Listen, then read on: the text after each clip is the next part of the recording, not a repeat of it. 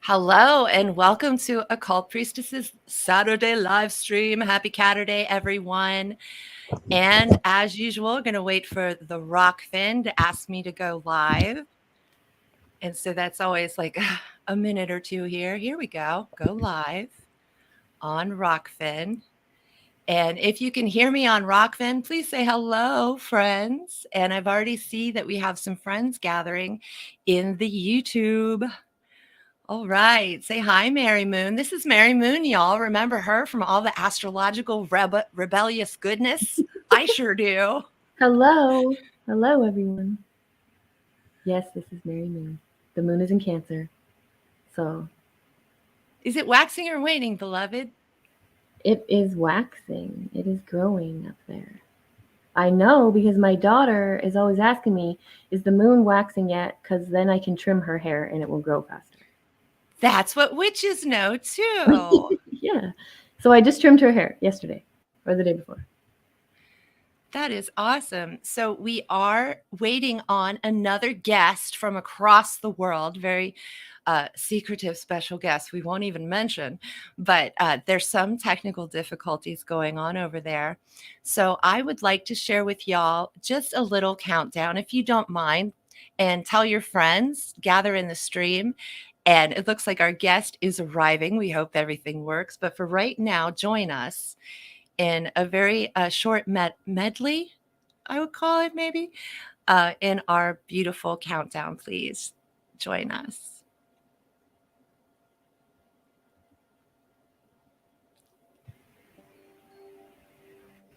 Did everything just for you. Oh, wait a minute. Hang on one second.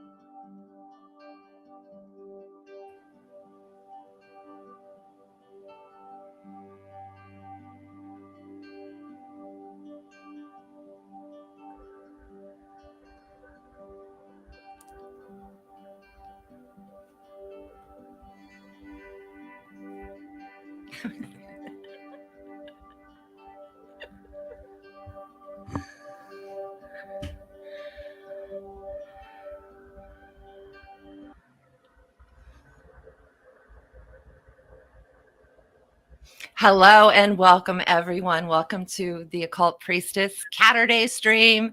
We wanted to hang out, have some friends over. I'm drinking some water. Y'all drink what you like. We are all over the planet today. We only have one American here. That's so exciting to an Aquarius. So let me introduce you to the beautiful, that's right, puppy, the beautiful and hidden Mary Moon, and the beautiful and only partially hidden Frank Monday. Woo! Welcome, Frank. Welcome to the show again. And now, Frank, we can't hear you, but we sure would like to. And can you hear me all right? Oh, yes. And Mary, your mic is muted. Unmute your mic, Mary. Hello. I can't do it. Yes. Oh, she did it. What? Yes, Frank. Hello. Hello. It sounds so choppy. Can the chat hear us, or does it sound choppy to them too? That's what I'm wondering. Okay, chat, please check us, but you guys sound good to me. Frank, say hi again. Yeah, I can hear you both fine. Greetings. You're just a little up on your mic, Frank. I don't know what that means. Is the mic anywhere near you? No, I'm wearing a Bluetooth. Oh, well, maybe it's just your Bluetooth. Okay, cool. So, hi, everybody. Hey, man. Okay, let's say hi to the chatters. I don't know if you guys who are in my windows, man, can you see the live chats? We've got, so Crystal K just popped in.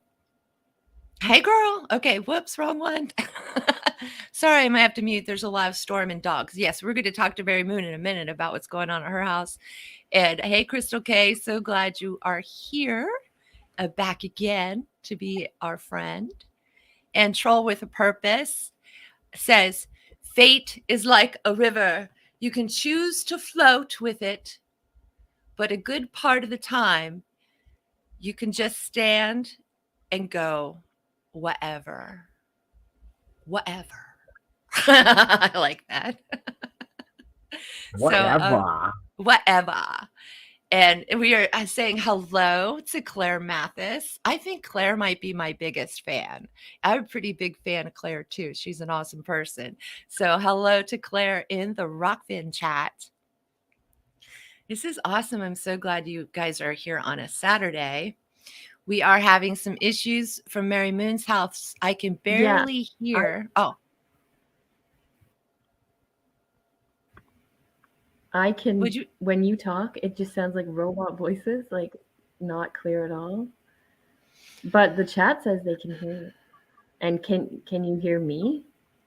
You sound fabulous. I didn't hear a word you just said. Oh, boy. Yeah, I can't even tell if you're talking. It's fascinating. Yeah, we weren't. We were stunned and silent. We have a wild connection. What about my audio? Do I have a decent connection? It's fascinating to me that me tuning in from China and I might have a better connection than Mary. Yes, so Mary, where are you at in the world? Yes, I heard Frank. Okay, but when Corinne was just talking, it sounded like a robot. Maybe it's because I have YouTube open. I'm just going to shut that whole other window and see if that helps. Because maybe it's my computer. Okay, I closed everything. I won't be able to look at the chat. But that's okay. I'm here. Hello. I'll try to bring it on screen. Yeah, I can hear you. I can hear you now. Okay, let's focus. Thank you, Hermes. Thank you. So wait, okay, we're in China. We're in Los Angeles, and we're in Mary? Nova Scotia. Nova Scotia. I think that's amazing. I love that we're all separated. Like, well, you know, I don't love that we're separate, but I love that we're carrying the energy in so many ley lines, you know, that we're so far away, but we're connecting.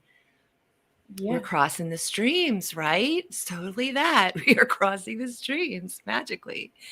Thank you for the candle, Frank. And let me light that off here. This is my candle. And then, all right, we'll light that. I'm sorry, I'm pretending, you guys. This is what we call pretend. And then we want to thank Pat Breeze in the chat, or Elf, for giving us this gift of Palo Santo. So, and then Mary, you be the water. Earth, air, water, fire. Okay. We've cleansed the space now. There's some in the fishbowl. They're tall, but they're in the fishbowl.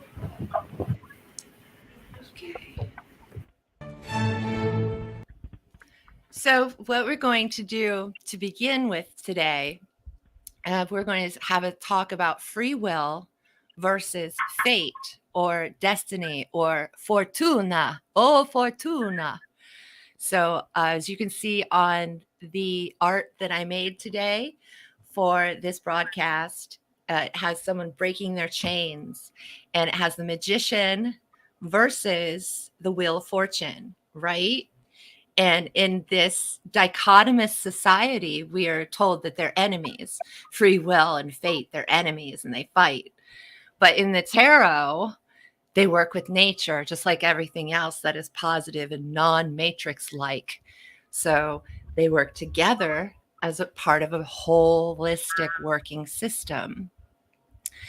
So what I put together, a very short video, well, very short, it's probably 5 minutes maybe, but I put it together really quickly is what I mean. Like just threw it in there and hit render, and hopefully it came out okay, because I've been in a very big hurry this week. Excuse me. So this is going to be our preliminary points of discussion to bring about like what's going on in our world and how people think about free will versus determinism. And even these words are kind of new, especially when you're talking about ancient Greek philosophy. So there are a lot of modern terms. We're going to try to bridge that gap. So if everyone is ready, this is our, like at the beginning of a seminar or discussion, you might play a video and then everyone talks about it afterwards. And it's also to get our juices rolling, get us connected to the vibration of free will and fate/destiny. So I hope y'all will pay attention, and we're about to get this party started. I'm going to go ahead and take us off. All three of us, we're all going to come off the stream so that we can make the video big. And then as soon as the video's over, we're all going to come back up on the stream. And thank you for your candles. You guys totally rock. It's like they already know everything. Huh? Isn't that interesting? I'll see you guys.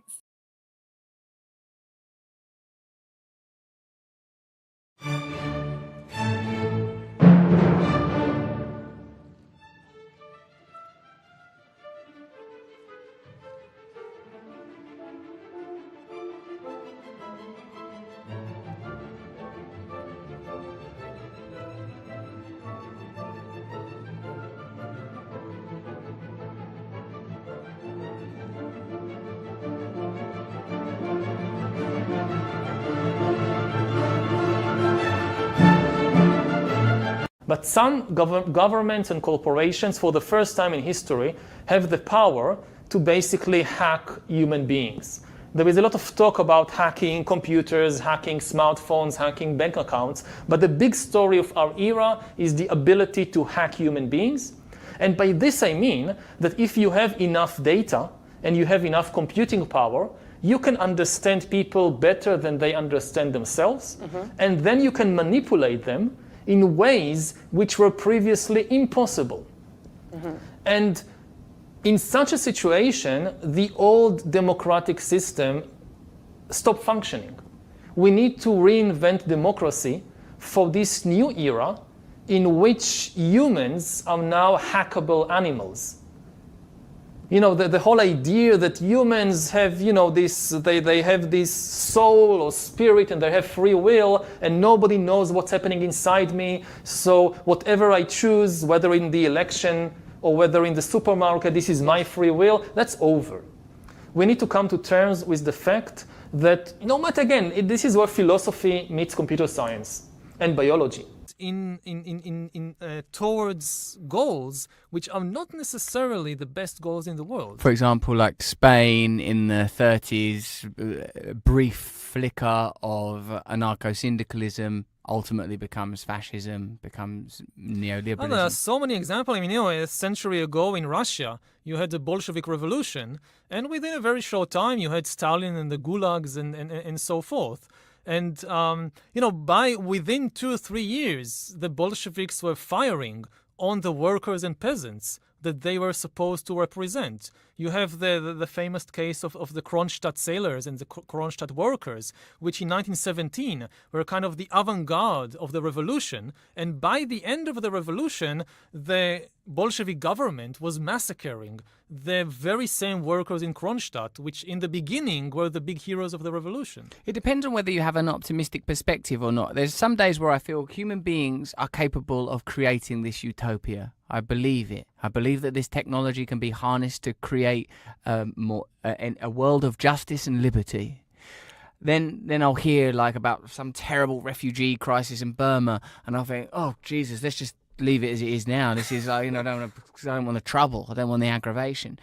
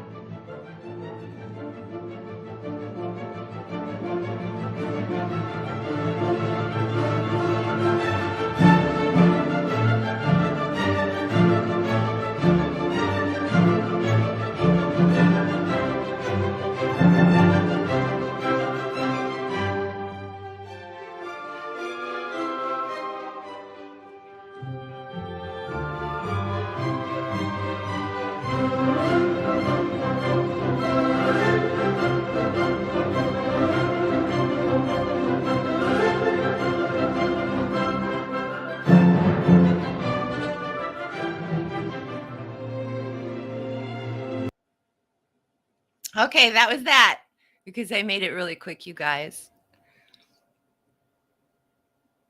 Hello. Okay. Looks good. And we're Thank you back. for that. Yeah, we got some food up in here. Like, hey man, what was that taste? Oh, it tastes like the 21st. Are we in the 21st century? It tastes like 21st century. What century are we in? Yeah. I think. 21st, yeah. Okay, good. I was right. All right. You never know. You never know. That is Yeah, true. I liked what Troll with Purpose had to say. Fascists are honest socialists. Fascism, Marxism, all of these labels are all about control systems, right? Matrices. Yeah. We should get right into it. Like, I've watched that video of that guy from the Hebrew University that says we can hack people. His name is Yuval. Okay, Yuval. Yuval. Mhm. Well, I got to come straight out and say that I think he's full of shit. I mean, this isn't something new. If we know anything, that we know that there's nothing new under the sun, right? And so, I don't agree, but yes, go ahead. when you say hack the human mind, I mean, what about demon possession? What about God and the angelic forces? this type of thing has already been going on for a long time. And That's why Frank is here, guys. He's just freaking reading my mind. Thank you so much. Please go ahead. I mean, as a result, we, the magi, we developed systems already to protect the human mind, to insulate it from hackability. And there's one thing you have to keep in mind that these people always do, and they roll it out generation after generation. They give themselves more power than they actually have. So they would like you to believe that Facebook and the Google algobots, that they can just totally read and predict everything that you're up to, which is just a total crock of shit. It's a bullshit facade. If Facebook was able to predict anything, then it would have helped me not only keep my friends that I already had on it, but it would have expanded my immediate social circle, and it would interest me enough to keep using the platform. Whereas in the last few months, I haven't even opened Facebook in months. So good job, Mark Zuckerberg, right? Zuckerberg. And isn't it called Meta now? Like they had to change their name legally because they were going to be screwing with us in completely different ways. Well, yeah, and it's just completely failed as well. I mean, if they had any insight into the future, then this thing would have been wildly popular and people would be jumping on it in droves. But the truth is, you go onto the metaverse and it's just completely empty. There's like 2 people, some teenagers tuning in that their parents paid for an Oculus. Man, Oculus has been around for a long time too. People don't realize how long Oculus has been around. And Mary is loading. So I'm sure Mary has lots to say here, but she's in a storm. So we're going to help Mary weather that storm, and she will be back, I believe. Okay, and then Troll with Purpose is Soma, Stummies for all. I don't know what Stummies are, but I know that Soma is the drug in one of those dystopian films, 84 or Fahrenheit or one of those films. And that's the pill they take to make themselves stupid and happy. And then Mary at sea level too. I can still see and hear you guys on YouTube, but StreamYard is a vortex. Indeed. Mary, when you come back, please say hello. All right, we just do a little SOS for Mary. So please, Frank, I call you a high magician, Frank, and I call you Abrahamic. Would that be correct? I would say to some extent, I was raised in an Abrahamic tradition, but at a very early age, I became disenchanted by it and sought the Tao. So. Oh, okay, right. I forgot about that part. Because, I pegged you when I first met you as Mason Light. But you have been over there for what, 10, 20 years? How long have you been in China? It'll be 21 years this year. Congratulations. Mary told me that. You didn't tell me that. Mary told me that. So congratulations, because it gives you a completely different perspective, doesn't it? Yes, absolutely. At a young age, I discovered that I suspected I was a natural magician. And so I started researching like 15th century manuscripts on ceremonial magic. And at the same time, my brother didn't want me getting beat up in school anymore, because we grew up in Los Angeles.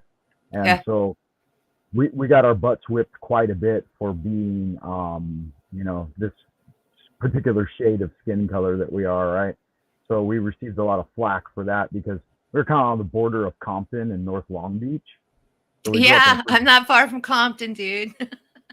Yeah, we grew up in the COMPTON, real close to Snoop Dogg, and so anyway, with that said, he drafted me into Chinese martial arts classes, and that's where I learned about Taoism.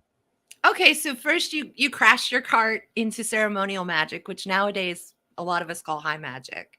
And then you were, I would say, in my narrative, saved by the Eastern thought, basically. Yeah, by the Tao. And so I put myself through a regimen of Thomas Cleary and other great writers in Tao. I'm not sure if you're familiar with him, but he's one of the most prolific writers on Eastern mystery schools. Also, if you do have suggestions for us, go ahead and pop those into the chat, Frank. If you put them on the YouTube chat, then I can put them on the screen. And if they go on the screen, then they're in the video forever. Whoops. Sorry. Sounds. Yeah, so I started filtering all of my Hello. ceremonial magic with Taoism. Hey, Mary's back. Welcome. Hi, Mary. Hi. Is working right now? This is a no. Yes. Yes. No. Okay. I wanted to say something quick while I can.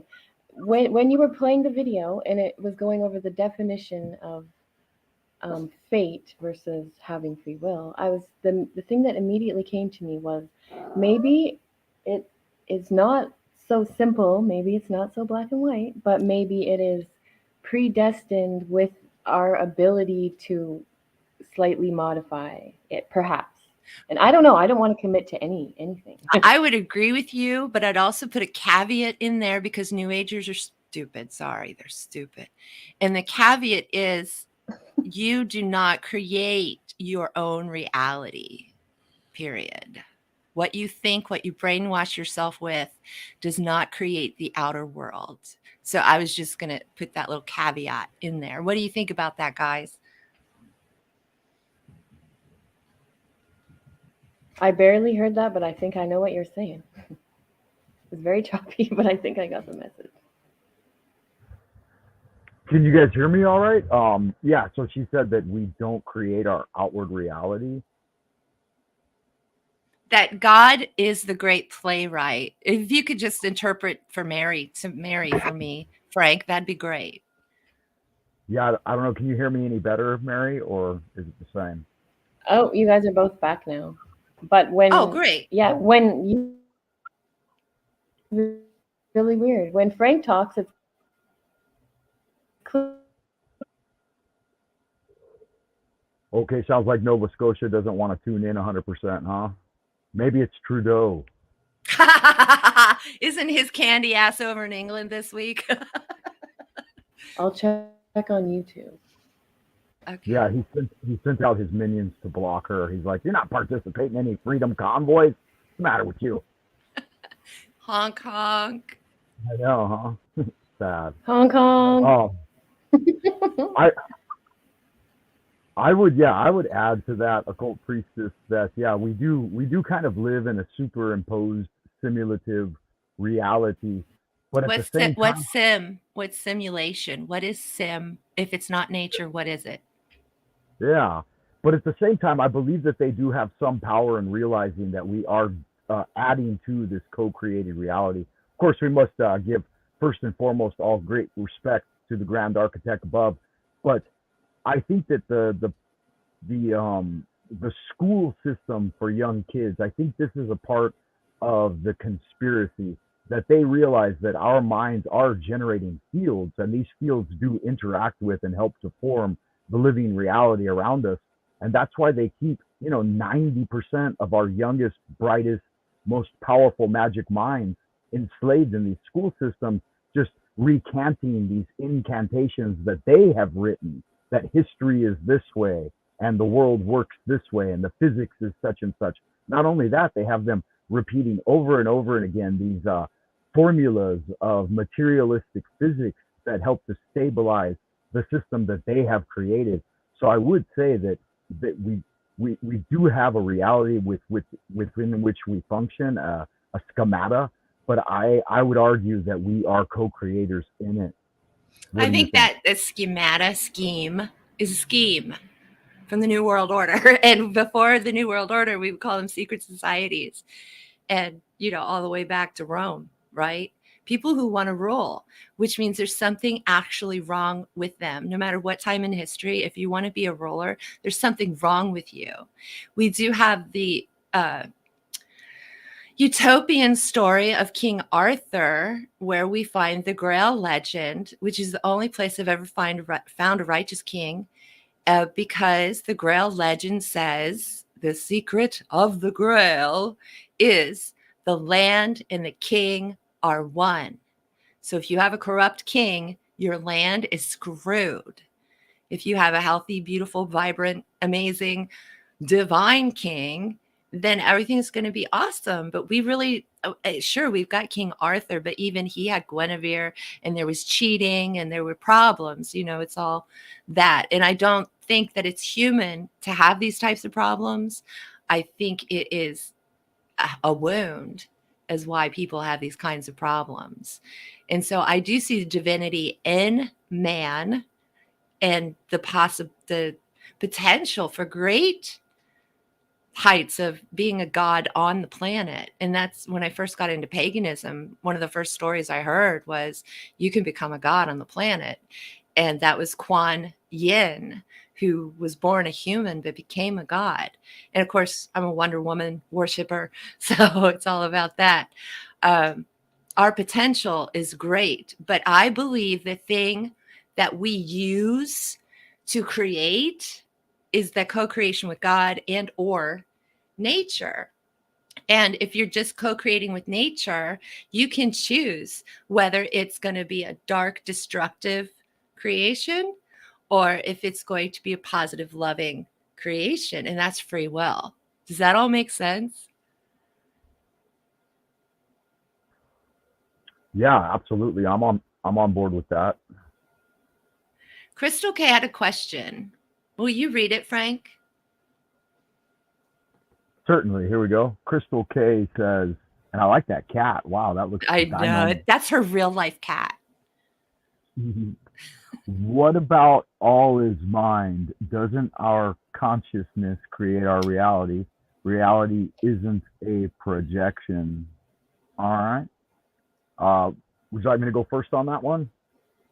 Well, wait a minute, because there's a contradiction in terms right here. Doesn't our consciousness create our outer reality? Well, if our consciousness is creating the outer reality, that is a projection.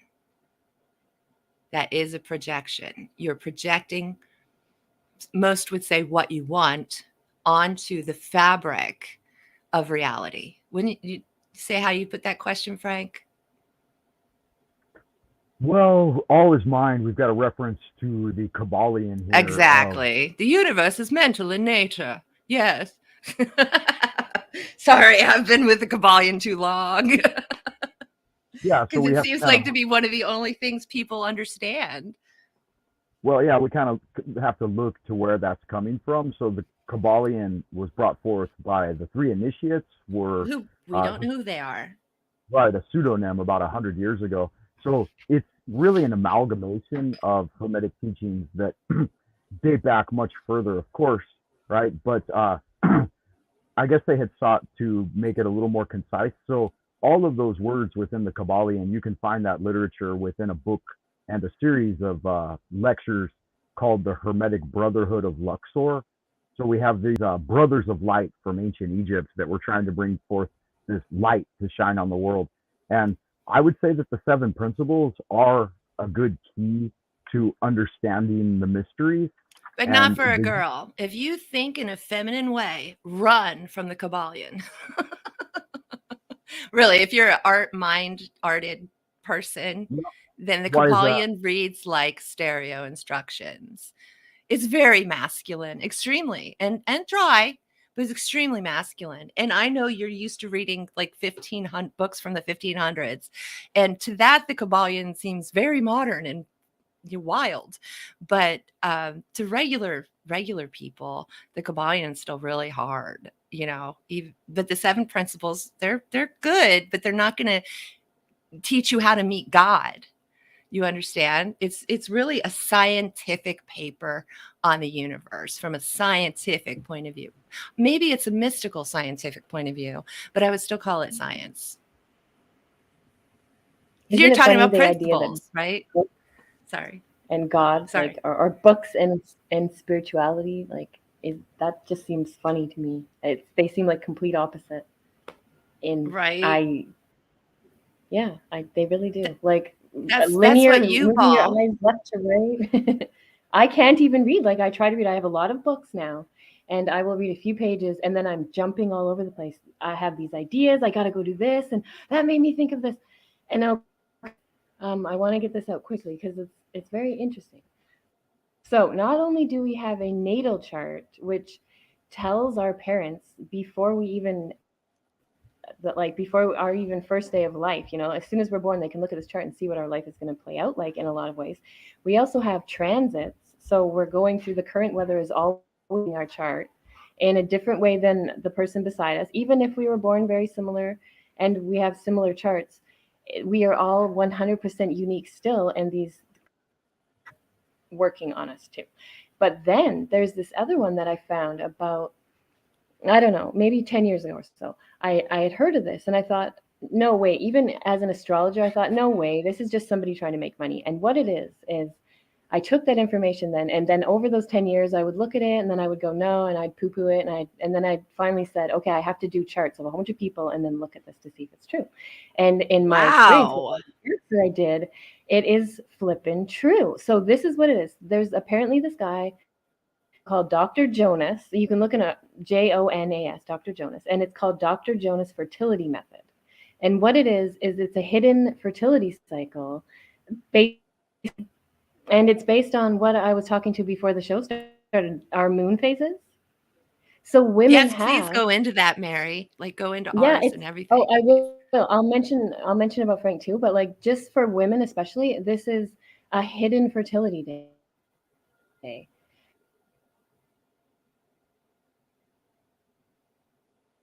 When you go to the doctor, they'll go, "Oh, is your period this long?" or anything as to why our cycles are all sort of different. And they'll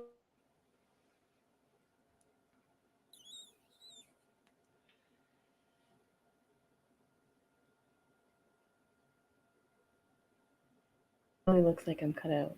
Yeah, you did cut out, but we're being patient because you have wisdom.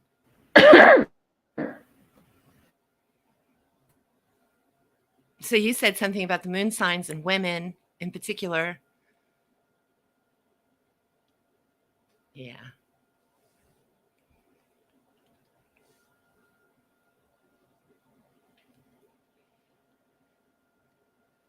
Okay, I'm going to fill up some space, I guess.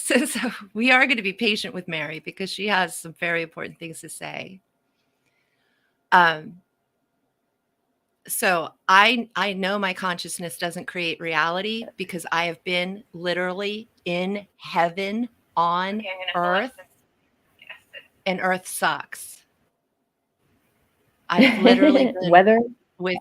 Okay, here you go. Hi, Mary. Wait, am I back? Okay, so what this Dr. Jonas guy said in the 50s, he said he found this written on some old ancient scripts or some shit, and then he tested it out.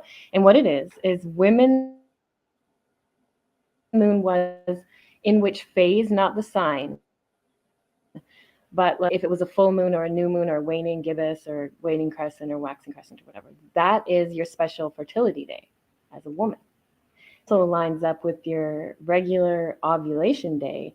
This is a power day that he's saying up to 90-something% of babies are all made on that day, which is what? First of all, we don't even hear about that day. We just hear we have our period and then we ovulate 2 weeks later. And then we hear from Western doctors over here, oh, you'll be pregnant 40 to 42-ish weeks. And, it's sort of iffy and we don't really know why there's that iffy. But the iffy part I'm saying is explained by these cycles that they don't map doing since the 50s. And also, not only that, but if you, okay, so speaking of free will, people like us who actually even question that there's free will, maybe we're just looking at the mechanisms and where other people, they just don't even look over there or something. Like maybe we have some sort of magic crystal ball in a way. Right but here. To have That's where our crystal ball, right here. Child.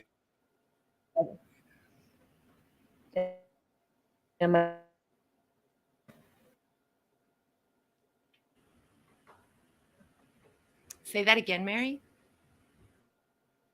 I cut off. Okay, so if you make a baby, if that fertile day, your extra fertile day, if the moon sign is a feminine sign, you're going to masculine sign, you're going to make a boy.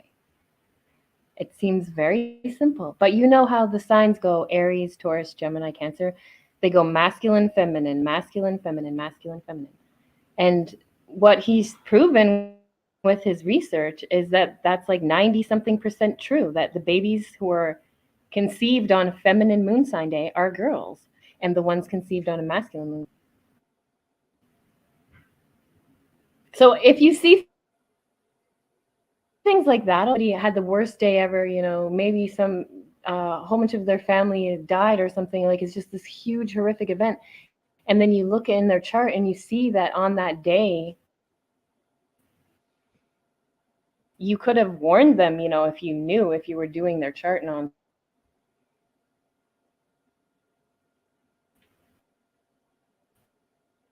look and find it, or someone didn't tell us or warn us. I bet that has a lot to do with eugenics. You could have warned them, if you knew. Huh? I tweeted out to somebody, if the eugenicists had any good intentions, they would have used astrology to weed out the population and not race.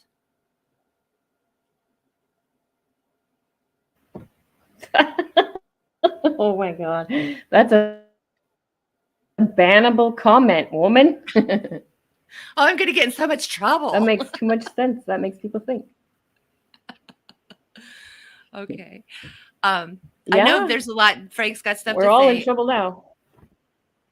Okay, so Frank, so much programming for black and white and so-called facts is what Mary at Sea Level says. And she also said, maybe you're your own king, queen. And I think she's on the right track with that. Sovereignty. Aaron's energy. We just need to check your thoughts. Your mind will project corrupt thoughts as same as positive ones. That's true. And let's see here, troll with a purpose. But you can manifest, which comes from drawing. Shh, don't tell them what's available to you. Even just bringing the ability to your consciousness, the availability to your consciousness. Yay. LOL about eugenics. Hey, Durple Hayes. Durple Hayes and I are going to do some shows together. We're going to talk about I wonder if anyone's interested, but it will be interesting, I promise. We're going to talk about the Church of the Subgenius and Hail Bob. So we're going to get you all to get in on that. And then we've got Mary. Yes, big storm, super choppy, because Mary is literally in a storm. So now, Mary, are you still with us? I am. Great. Did you have another point? You on the YouTube? On my phone.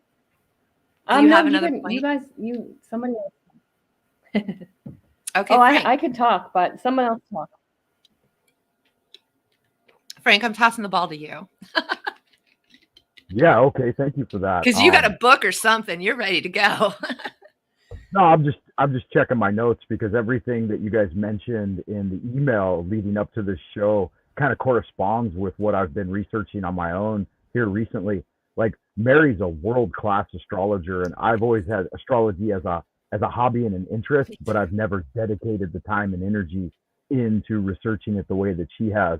I wanted to quote Carl Gustav Jung here in a letter to Sigmund Freud. He says that his studies in astrology are fascinating, and he came to the firm conclusion that at the moment of birth, an individual takes on the characteristic state of the universe for that moment in time. Also, her point that in school they don't teach us the correct feminine cycles and how those can be utilized to determine the biological sex of your child is fascinating too, because the Taoists, they put a lot of time and effort and research into this as well, because as you probably realize, here in China, it's like super important to them to know whether they're able to have a boy or a girl. So I just thought that was interesting. I remember when I was really young too, I'm like, this is the type of thing that we should learn about in sex ed. We should know that they sunk not only hundreds of years of research, but thousands of years of research into these ideas. And then they call it pseudoscience in modern day. And it's like, wait a minute, They used the scientific method for over, thousands of years to research these topics. How could that be pseudoscience?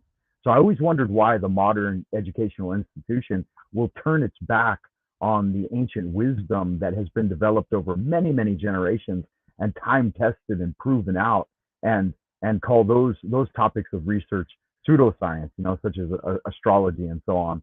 So I find that fascinating.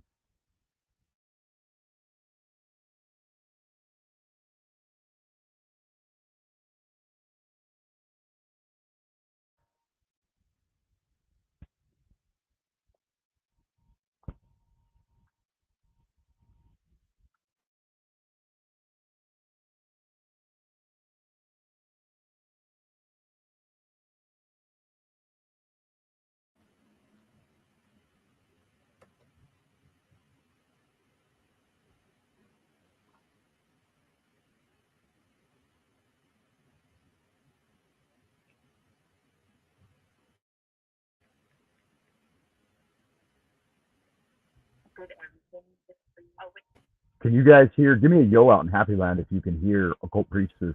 I think you're muted. Wow, that's embarrassing.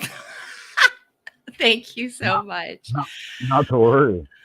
Oh my God. So we were talking about, I went all the way back to Egypt. We were at Egypt just then. Right. How I believe in Egypt, it was the Abrahamics who took the first sacred knowledge from Egypt, killed the pharaohs, and slaughtered everybody. And I believe that's where they got most of their magic from. But we know that more modern times, back in the 60s, even the 40s, 30s, that the Americans and the Germans, see Kyle, went to India and stole a bunch of their information. And, I don't know how they tortured the yogis to get it, but just look at Tibet. Look at what's happened to Tibet. Any beautiful ancient place throughout our history has been destroyed. And it's the same evil, in my opinion. It's always the same people. It's reincarnation. And it's always the same jerks. So those in power today were those in power yesterday. I see no difference.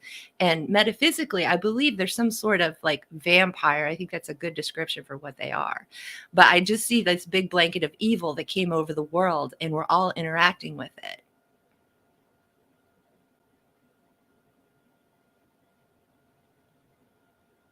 Beauty bait.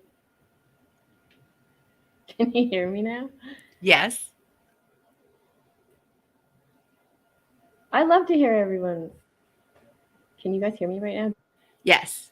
Just nod. Nod. Okay. Yes. So what I was saying away. before the stream started, all right. Frank and Corinne and I all have almost the exact same moon phase. So when I was talking about the special fertility day that women have, I do also think it's a special day for men. It's just that we are the carriers of the baby, but I haven't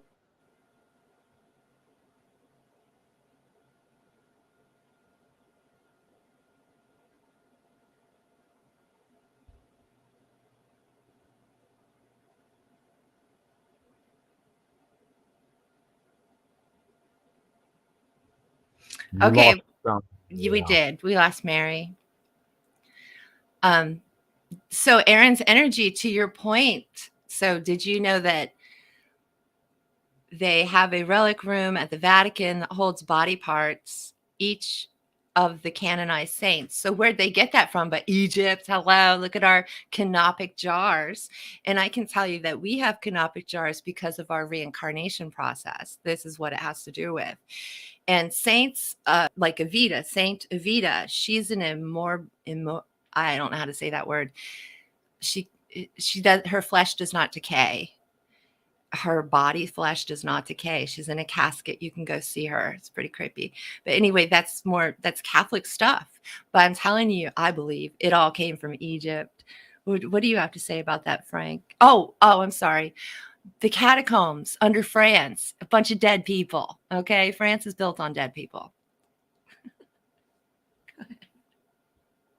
Yeah, well, it would play into the whole idea of the Lich and his phylactery. And that's part of the reason why I believe that they put so much effort and energy into cremating the ordinary folks and smashing their bones and returning us to complete dust.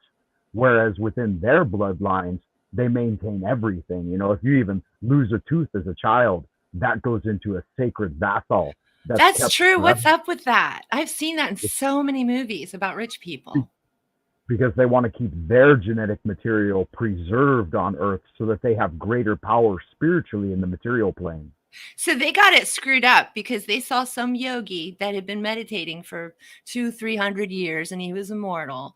And now they're trying to fit that into their paradigm. That's not going to happen. You get to that point of consciousness where you leave a string here to your body, your full body. You leave an astral string and you go do your upper world stuff, but your vessel is still here and it can still affect the vibrations of the planet. So that's what I think that they messed up in their head. Does it sound right? Well, yeah, we got to remember that there's groups of evil entities that operate multidimensionally, and they've been operating within this plane. It's their kingdom, supposedly, according to the old word. And how old? Just the Bible, because that's fairly new. No, I mean, most of my researches have been into the area of Tao and Taoism. And so within the Chinese tradition, there's an entire infernal realm of dark celestials that seek to have dominance on Earth. So they work from the lower realms upward into the material sphere. And then there are celestials above us, the angelic realms and God. That's where I hang out. Yeah, and then they work down into this realm as well in order to lead us up into the light. So we've got these, this bipolar formation of yin and yang, yin below and yang above. And, if you take it too narrowly and you don't understand a vast system of correspondences, then it can just become, a false dichotomy of good and evil, which is not the case. That's only within the material sphere that we're subjected to the laws of polarity and yin and yang. Well, you said they were working from a lower sphere, which means lower density vibration, which means dumb. Well, like I said, if you take it too narrowly, then it will come into an intellectual or smart, and then dumb, and then dark, and stuff like this. But that's too narrow of a view. I don't know. Natural law is pretty narrow. Yeah. But then from our standpoint, from our human standpoint, there's a lot that we are veiled from understanding. Not me. I know I'm ridiculous, but I still say not me. Mary, are you back? I don't know. Am I back?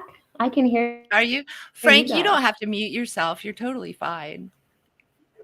Well, I'm shuffling cards. Oh, okay. Yes, you are back, Mary. In fact, I'm going to let you guys have the room for a minute because I have to go to the ladies' room. That's right, Aaron's energy. We're going to bring back Egypt. Oh, screw Atlantis. Let's bring back Egypt. Okay, I'm going to go potty, you guys, but I'm going to leave the stream to you. Okay, you're in charge. Okay, sounds good. So, Mary, how's your sound levels? How's your audio? Are you doing all right out there? Can't hear you.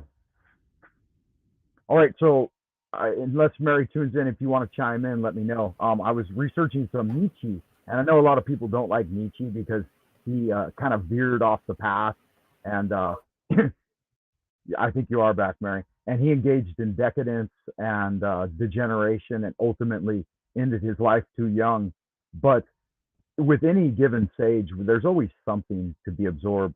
So he had the whole idea of existentialism and how to become a free spirit. And he said humans are free and responsible. And only by becoming a free spirit can we actualize our higher selves. So what do you think about being a free spirit, Mary?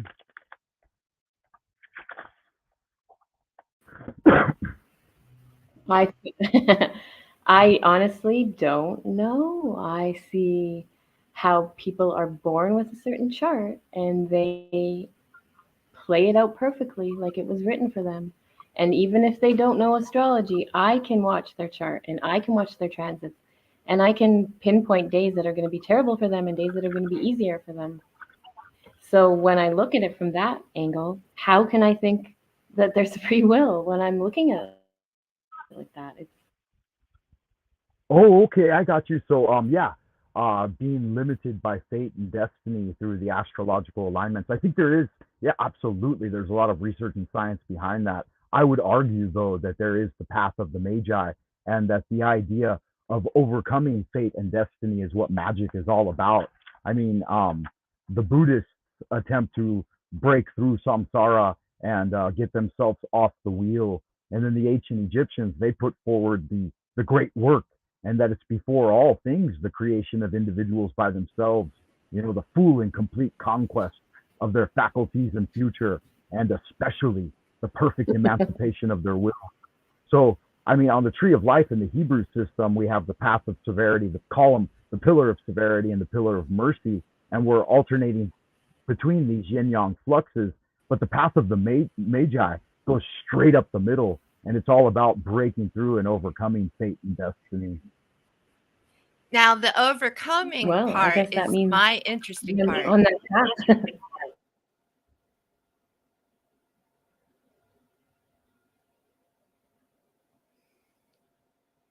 So I didn't overcome my fate. I worked with it.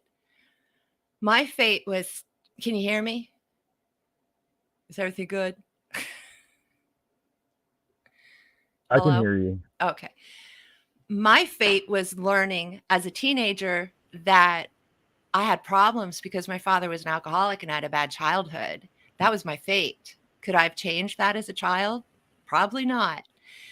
So I worked with what I had. And that's what a real magician does. You work with what you have. And what I had was self-help books, psychology, Wicca, paganism, the ancient Greeks, the gods. I worked with all of that, right? Exactly. Thank you, Frank. And so that's how I magicked my life. I went through hell, hell, and hell again until I died, my ego death. And then I was let into heaven. And now I don't try to guide my life. I allow God to guide my life. I've wanted to move for 5 years since I got here.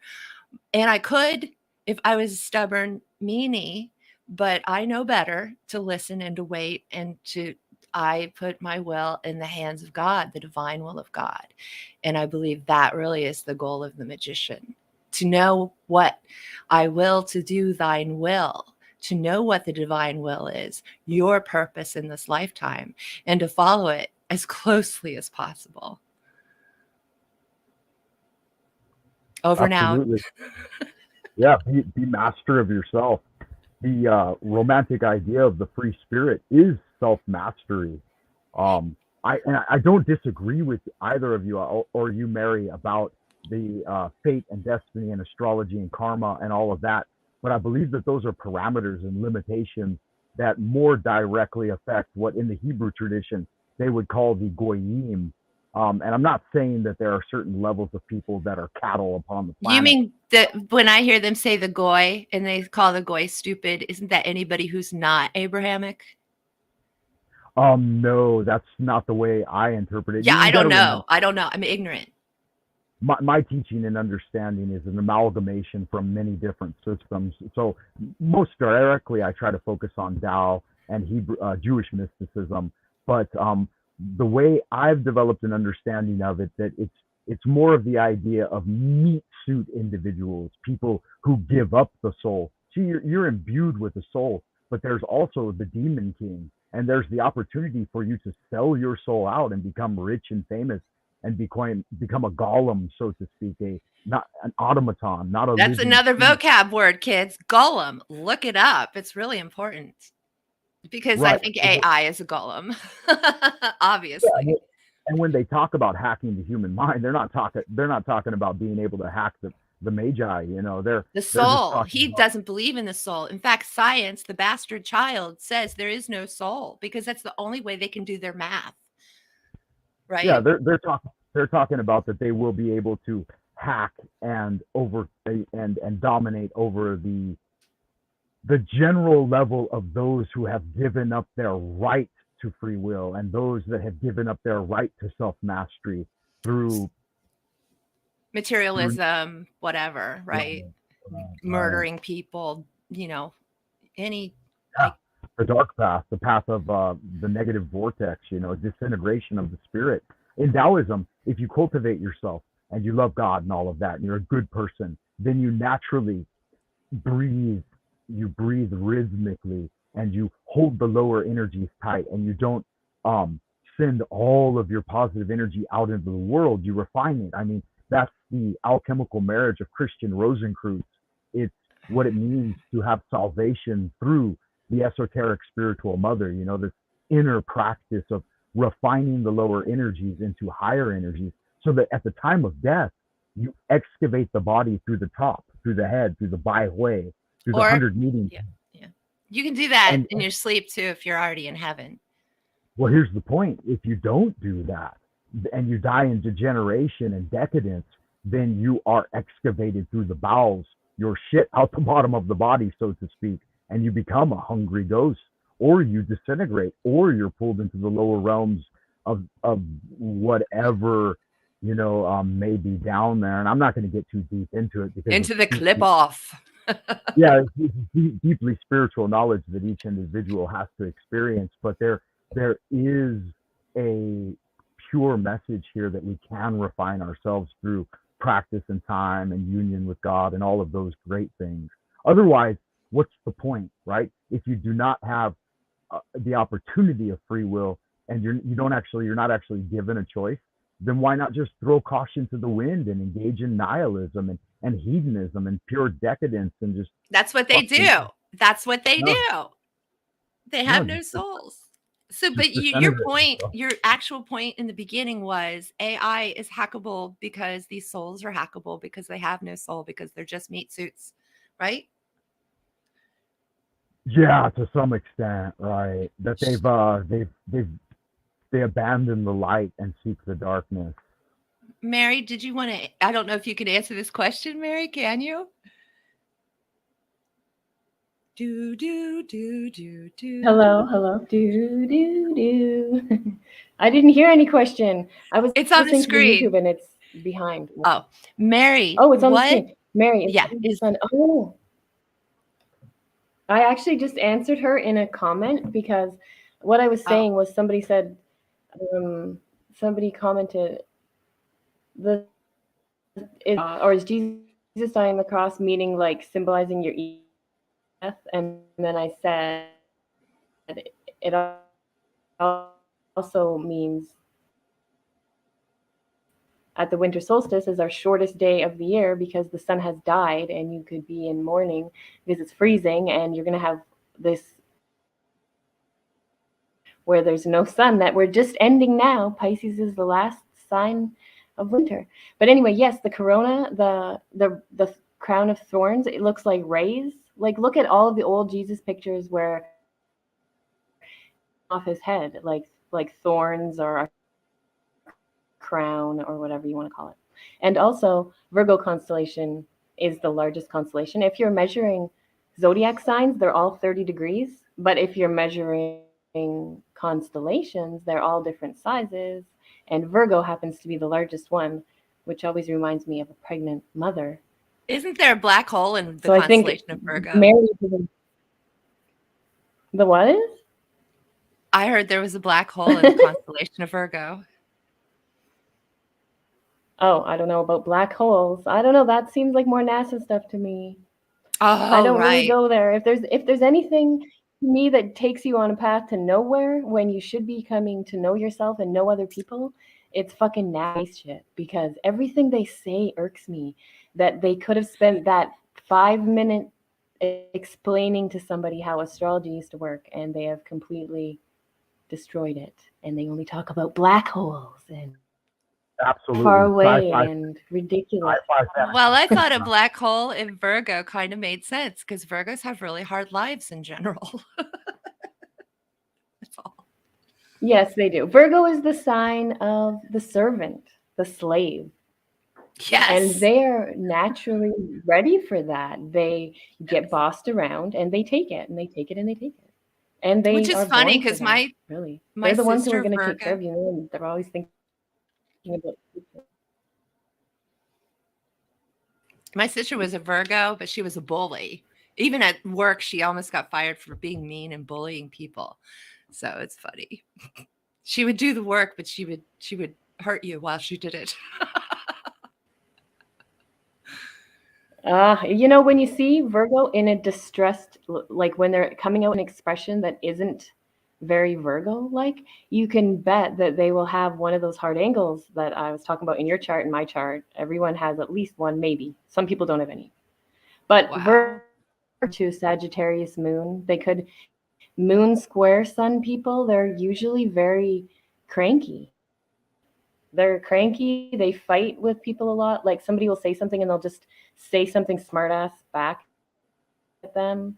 So you can meet a Virgo, but they can have a full moon maybe with a Pisces moon, or they have a Gemini moon or something that does. And so they're pulling people into that.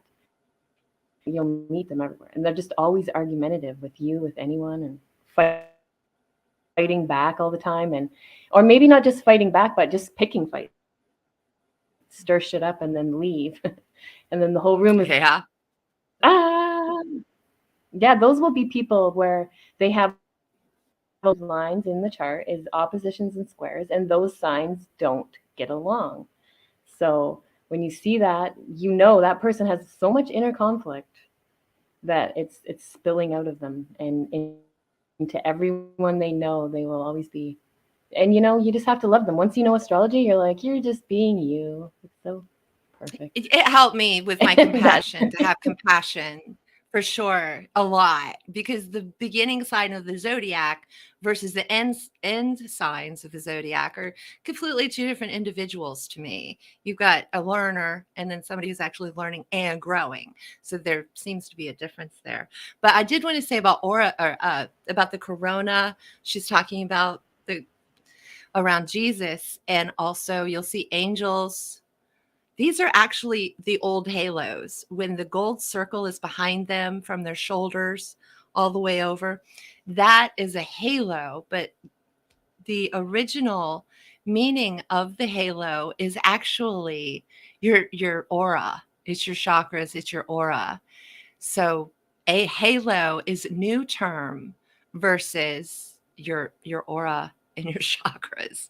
So when you will see Buddha, who is much older than Christ, with the same circle about his neck, head, and that's where it came from, y'all. So Hinduism, Buddhism, that's where we get the aura and the energetic. Most of the information about the energetic body is coming from that part of the world. Hey, Frank, how you beautiful. Yes, I doing? have seen links like with Sorry. that's okay. Go ahead, Mary. I wanted to say I have seen all the links like with the Buddha and with the other links to the gods being the sun, the sun, that they were all portraying that. And if you think about like the symbol of the sun, the circle with the dot in the middle, the symbol for the sun that we use in astrology, if you Yes. a circle like that will look like that halo that you're explaining.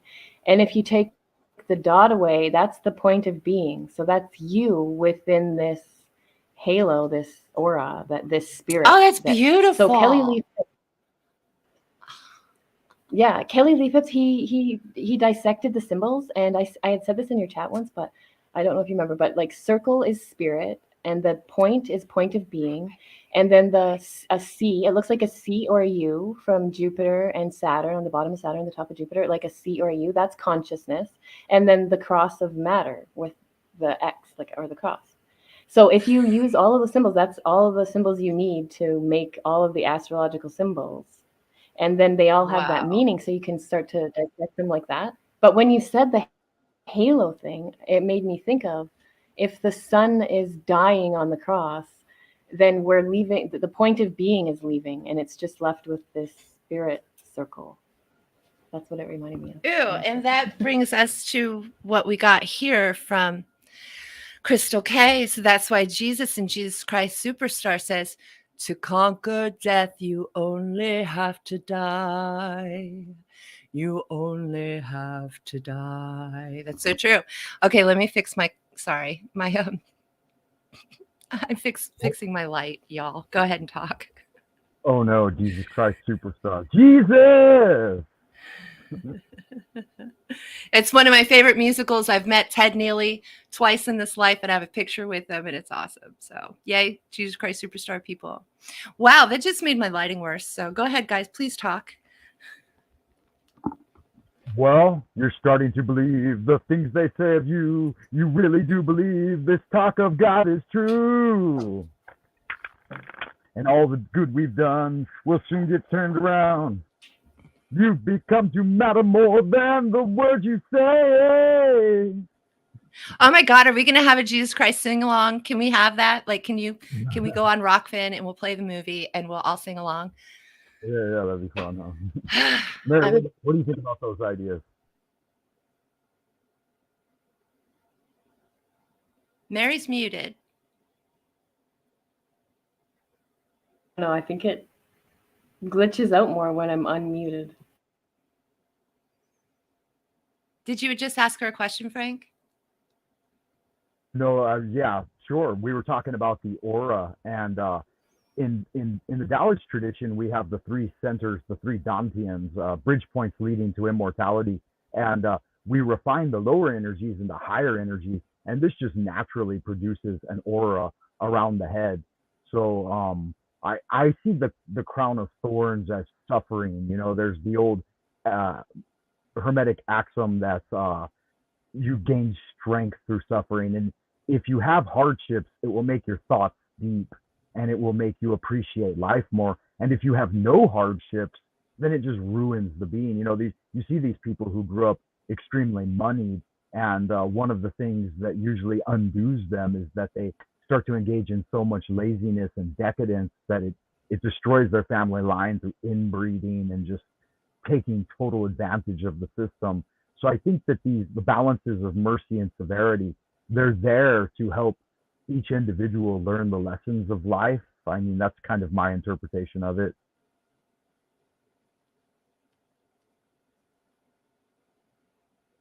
Oh, we lost Mary. She has popped out.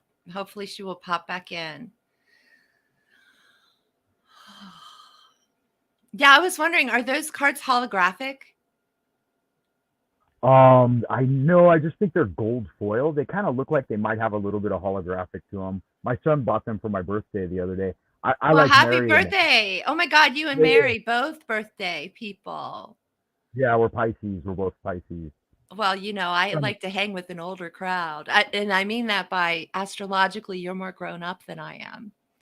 Yeah, I just recently found out from watching your last video that you were an Aquarius, right? That's right.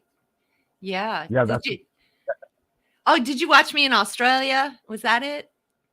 the one you recently did with Mary Moon. Oh, right. So that's Astrology for Rebels, y'all. That was a really great show.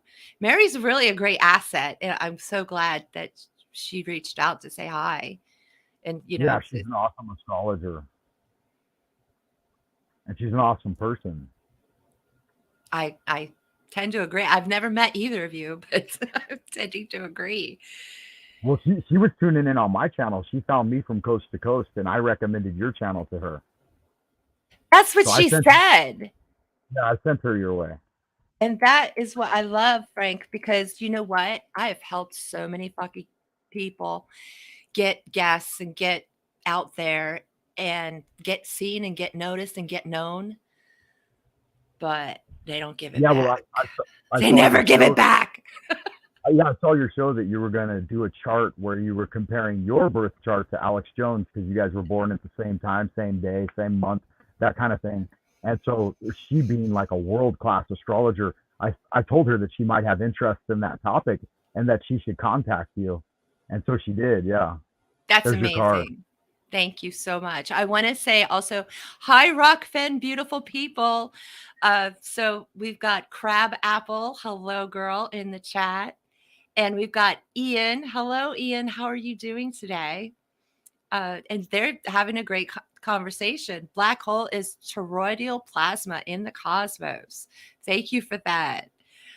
We are in the time of we're actually the time of Pisces now. Water bearer is over. So you've got the temperance card. Wait, sorry. I was in the other window, which showed me the old 22 seconds later or earlier, whatever. Show me, you got the temperance card. What are you saying about that? Oh yeah, this is Aquarius on the tarot in the major arcana. The temperance card represents Aquarius. I'm sure you're probably familiar. I'm the star. Is Aquarius the star? Yeah. I thought it was temperance. That's nice. That's nice. Aaron's Energy said, Mary told me I'm an honorary Pisces. She did a phenomenal interpretation of my natal chart. I do stress heavily, if you've never had your chart done or you haven't had it done by Mary, really, please get a hold of Mary. I believe she's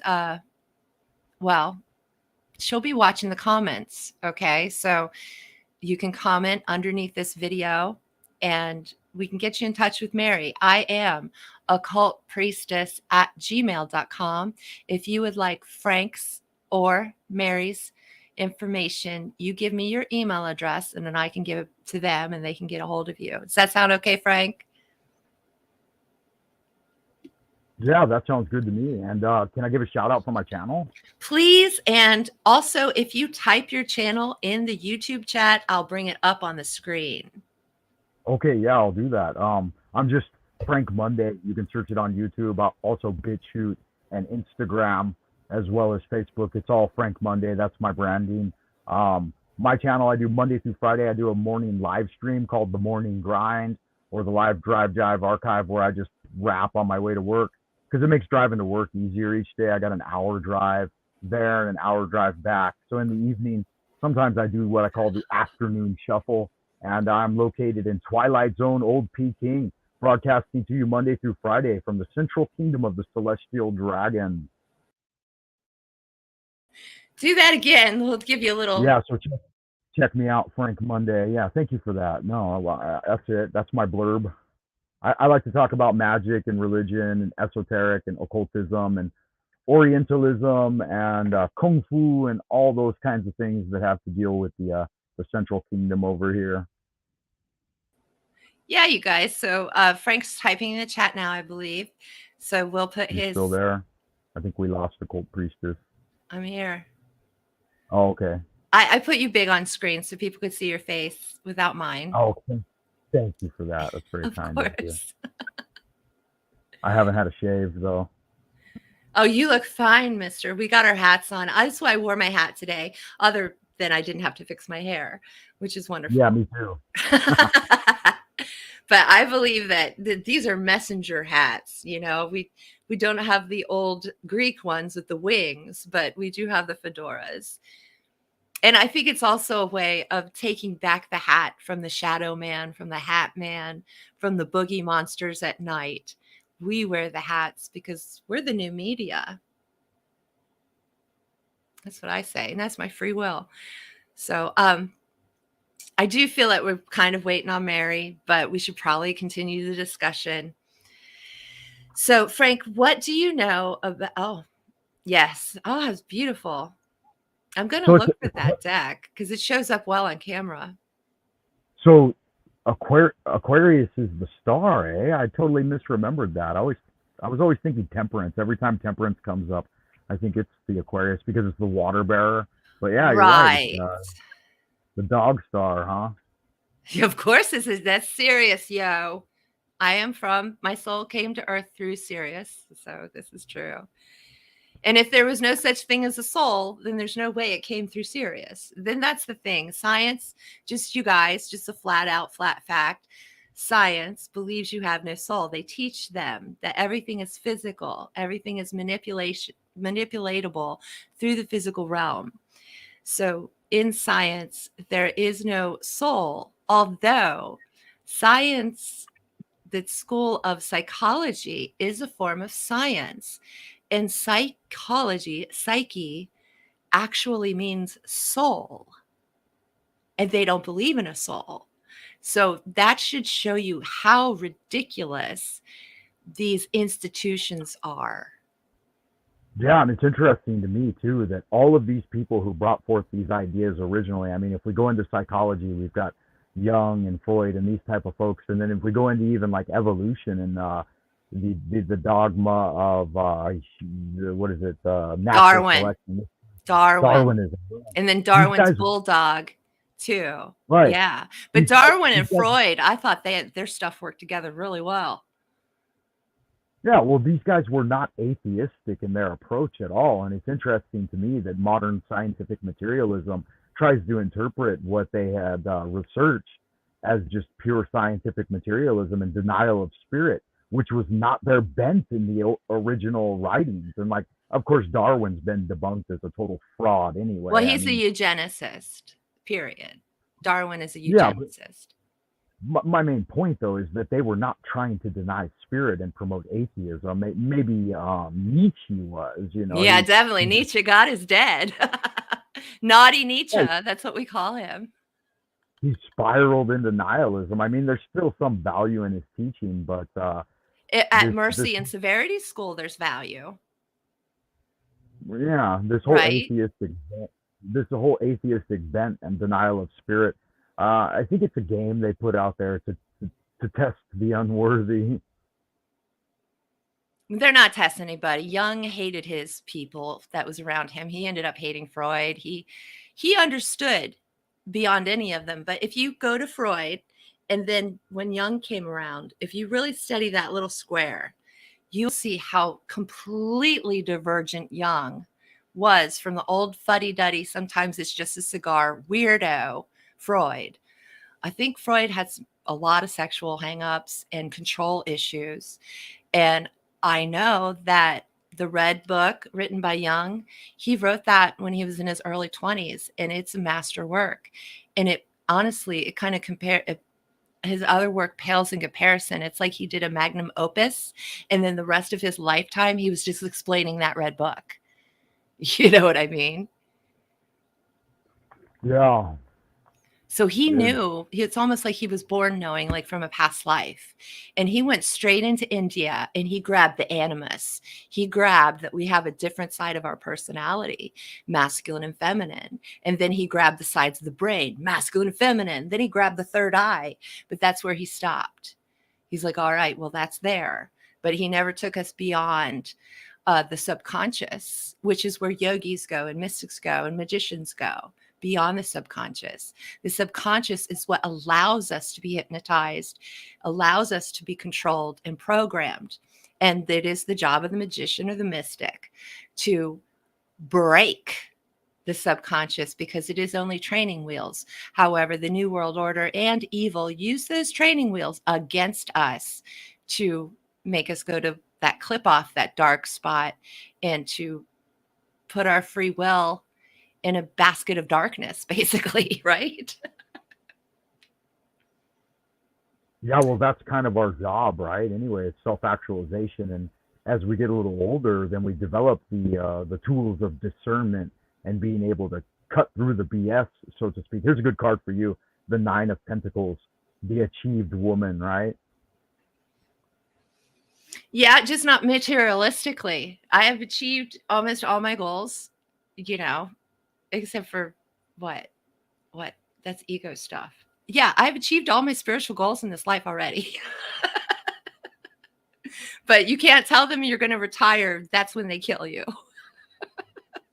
Yeah, never But never it's like stop young, working. right? You already know, like you have the seed thought that you're born with, that you're planted in your astrology, you're born with it, what you're supposed to teach this world. You already know it. And then it takes you the rest of your life to teach it. Yeah. Indeed, there you are, the High And Priestess. there's the Mercy and Severity kids, that black and white BJ, Mercy and Severity, which means, you know, the sweet is never sweet without the bitter, babe.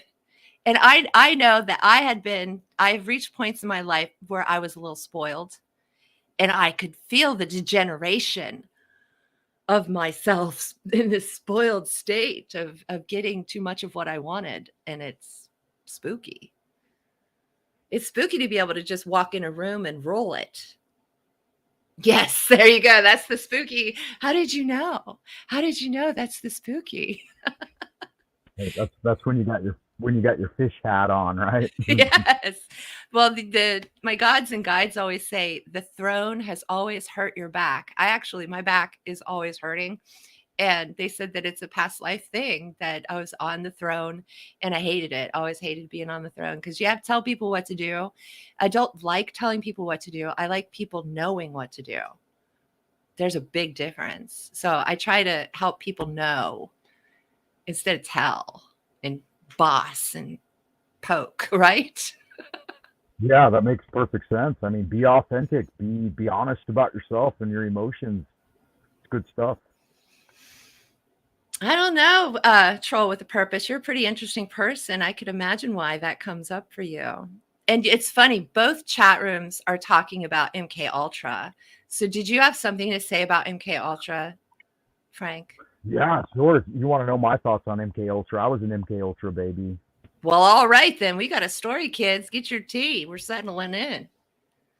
Okay, I'm so I'll gonna break it give you down. the screen, okay? Okay, So sure. okay. Yeah, so here's what I know about MK Ultra. Yeah, I was kind of an MK Ultra baby. My father was high level Navy intelligence. He worked on Task Force One, Operation Crossroads. He was in JASCO, and so when I was born, I was kind of a target of the institution, the CIA, and other types of intelligence agencies. And they wanted to draft me into different programs. So when I was really, really young, we're talking like 4 or 5 years old, and my father said never. He took me and sat me down several times, and he said, "Son, there is one thing you have to swear to me." And I said, "Well, what's that, Dad?" And he said, "Tell me over and over again and swear to me that you will never join the government or the military." And so I said, "Okay, Pops, I can swear to that, if you feel so strongly about it. Obviously, you with your 21, 22 years in the Navy, you would know to warn me not to do that." So he trained me with kind of a Navy lifestyle, but he made me swear that I would never join personally. Anyway, the MK Ultra stuff comes in with the LSD lollipops. That was a really big thing in LA at the time. They would find kids that were highly intelligent and then try to draft them into programs and then take them into rooms where they would use hypnosis and regression therapies and give them an LSD lollipop at about 10, 11, 12 years old so that you'd really have a dynamite experience. So the space program came to our school and they were testing in the areas of math and sciences. And I was at the top of my class every year up until that happened. But they came in and they gave me a series of mathematical computations that I was unfamiliar with. And I said, "Well, this looks quite advanced. Why would I be able to do this, or how should I work on it?" And they said, "Just look at it and try to determine the correct solution there down at the bottom, and then write whatever numbers you see in there, and try to figure it all out." And so I sat down and I did all these computations. And on the sections where I had to, let me know if you can still hear me. I think my Bluetooth is about to cut out. Yeah, Anyway, we heard your I just Bluetooth saw a beep. number appear in the solution area, and then I would write it. And they said, "Well, how did you come to that determination?" And I said, "You could just see it right there on the paper."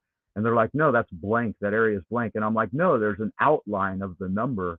And so I could see these numbers after studying the algorithm. I could see what the solution was. And so that baffled them, and they wanted to draft me into their program. And my father said, "No way. There's no way I'm going to let you go into that program. I know what they do to you in that." And so he just never let it happen. But yeah, so I had a real early insight into the workings behind the scenes. And they took me through a series of meditative practices, which I now know to be like, Hebrew mysticism. But yeah, so I could tell you a little bit about those. But that's some of my experience with them trying to draft the youth into their programs. What do you have to do to make Luckily, your I was Bluetooth? protected. Luckily, my father protected me, though. Go ahead. What do you have to do to make your Bluetooth not beep?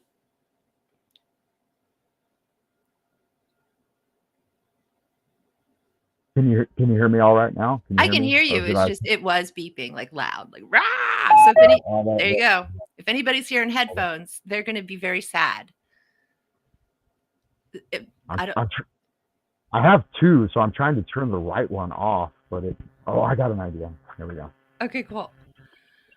So Derpel, Can you still hear me now? yeah. Derpel Hayes, I'm sorry. The program in my school in the Midwest was called Odyssey of the Mind. I was also recruited for Odyssey of the Mind. Very interesting. And I felt it was really organized and it felt kind of spooky to me. Even back then, I was maybe 12, 13, 14, somewhere around in there. And then over on the Rockfin, Ian was bringing up some really good points. And he said, we're at MK Naomi now. So we're going to hope that Frank might have some knowledge about MK Naomi. And then we've got a Snake Jones showing up over on the Rockfin. And he says, I ended the long line of paternal federal men in my family. Thank you, Snake Jones. We appreciate that, all of us. And Well, then one more thing. Go ahead. Claire Mathis says, incredible story, Frank. So good times. Well, yeah, the space program was all about when they draft you into the space program. It's all about, they give you the LSD lollipop and then take you into the planetarium and convince you that you've been to outer space, right? Oh my God! Wait a minute. That's my whole thing. Yeah. Are you serious? Because this is my intuition. I don't know. Maybe it's, my guides, but they told me I am the grand niece of Senator and astronaut John Glenn. He was my grandma's brother, John Glenn. And her name is Faye Evelyn, if y'all want to look her up. If there's any genealogists out there, I need you because I need to prove this. However, it was my understanding from heaven that they were given LSD. My John Glenn was given LSD, and they were told they went to the moon. So you're confirming this for me for the first time in history? Yeah, it's a regimented thing. I mean, there have been CIA white papers that have been released on it.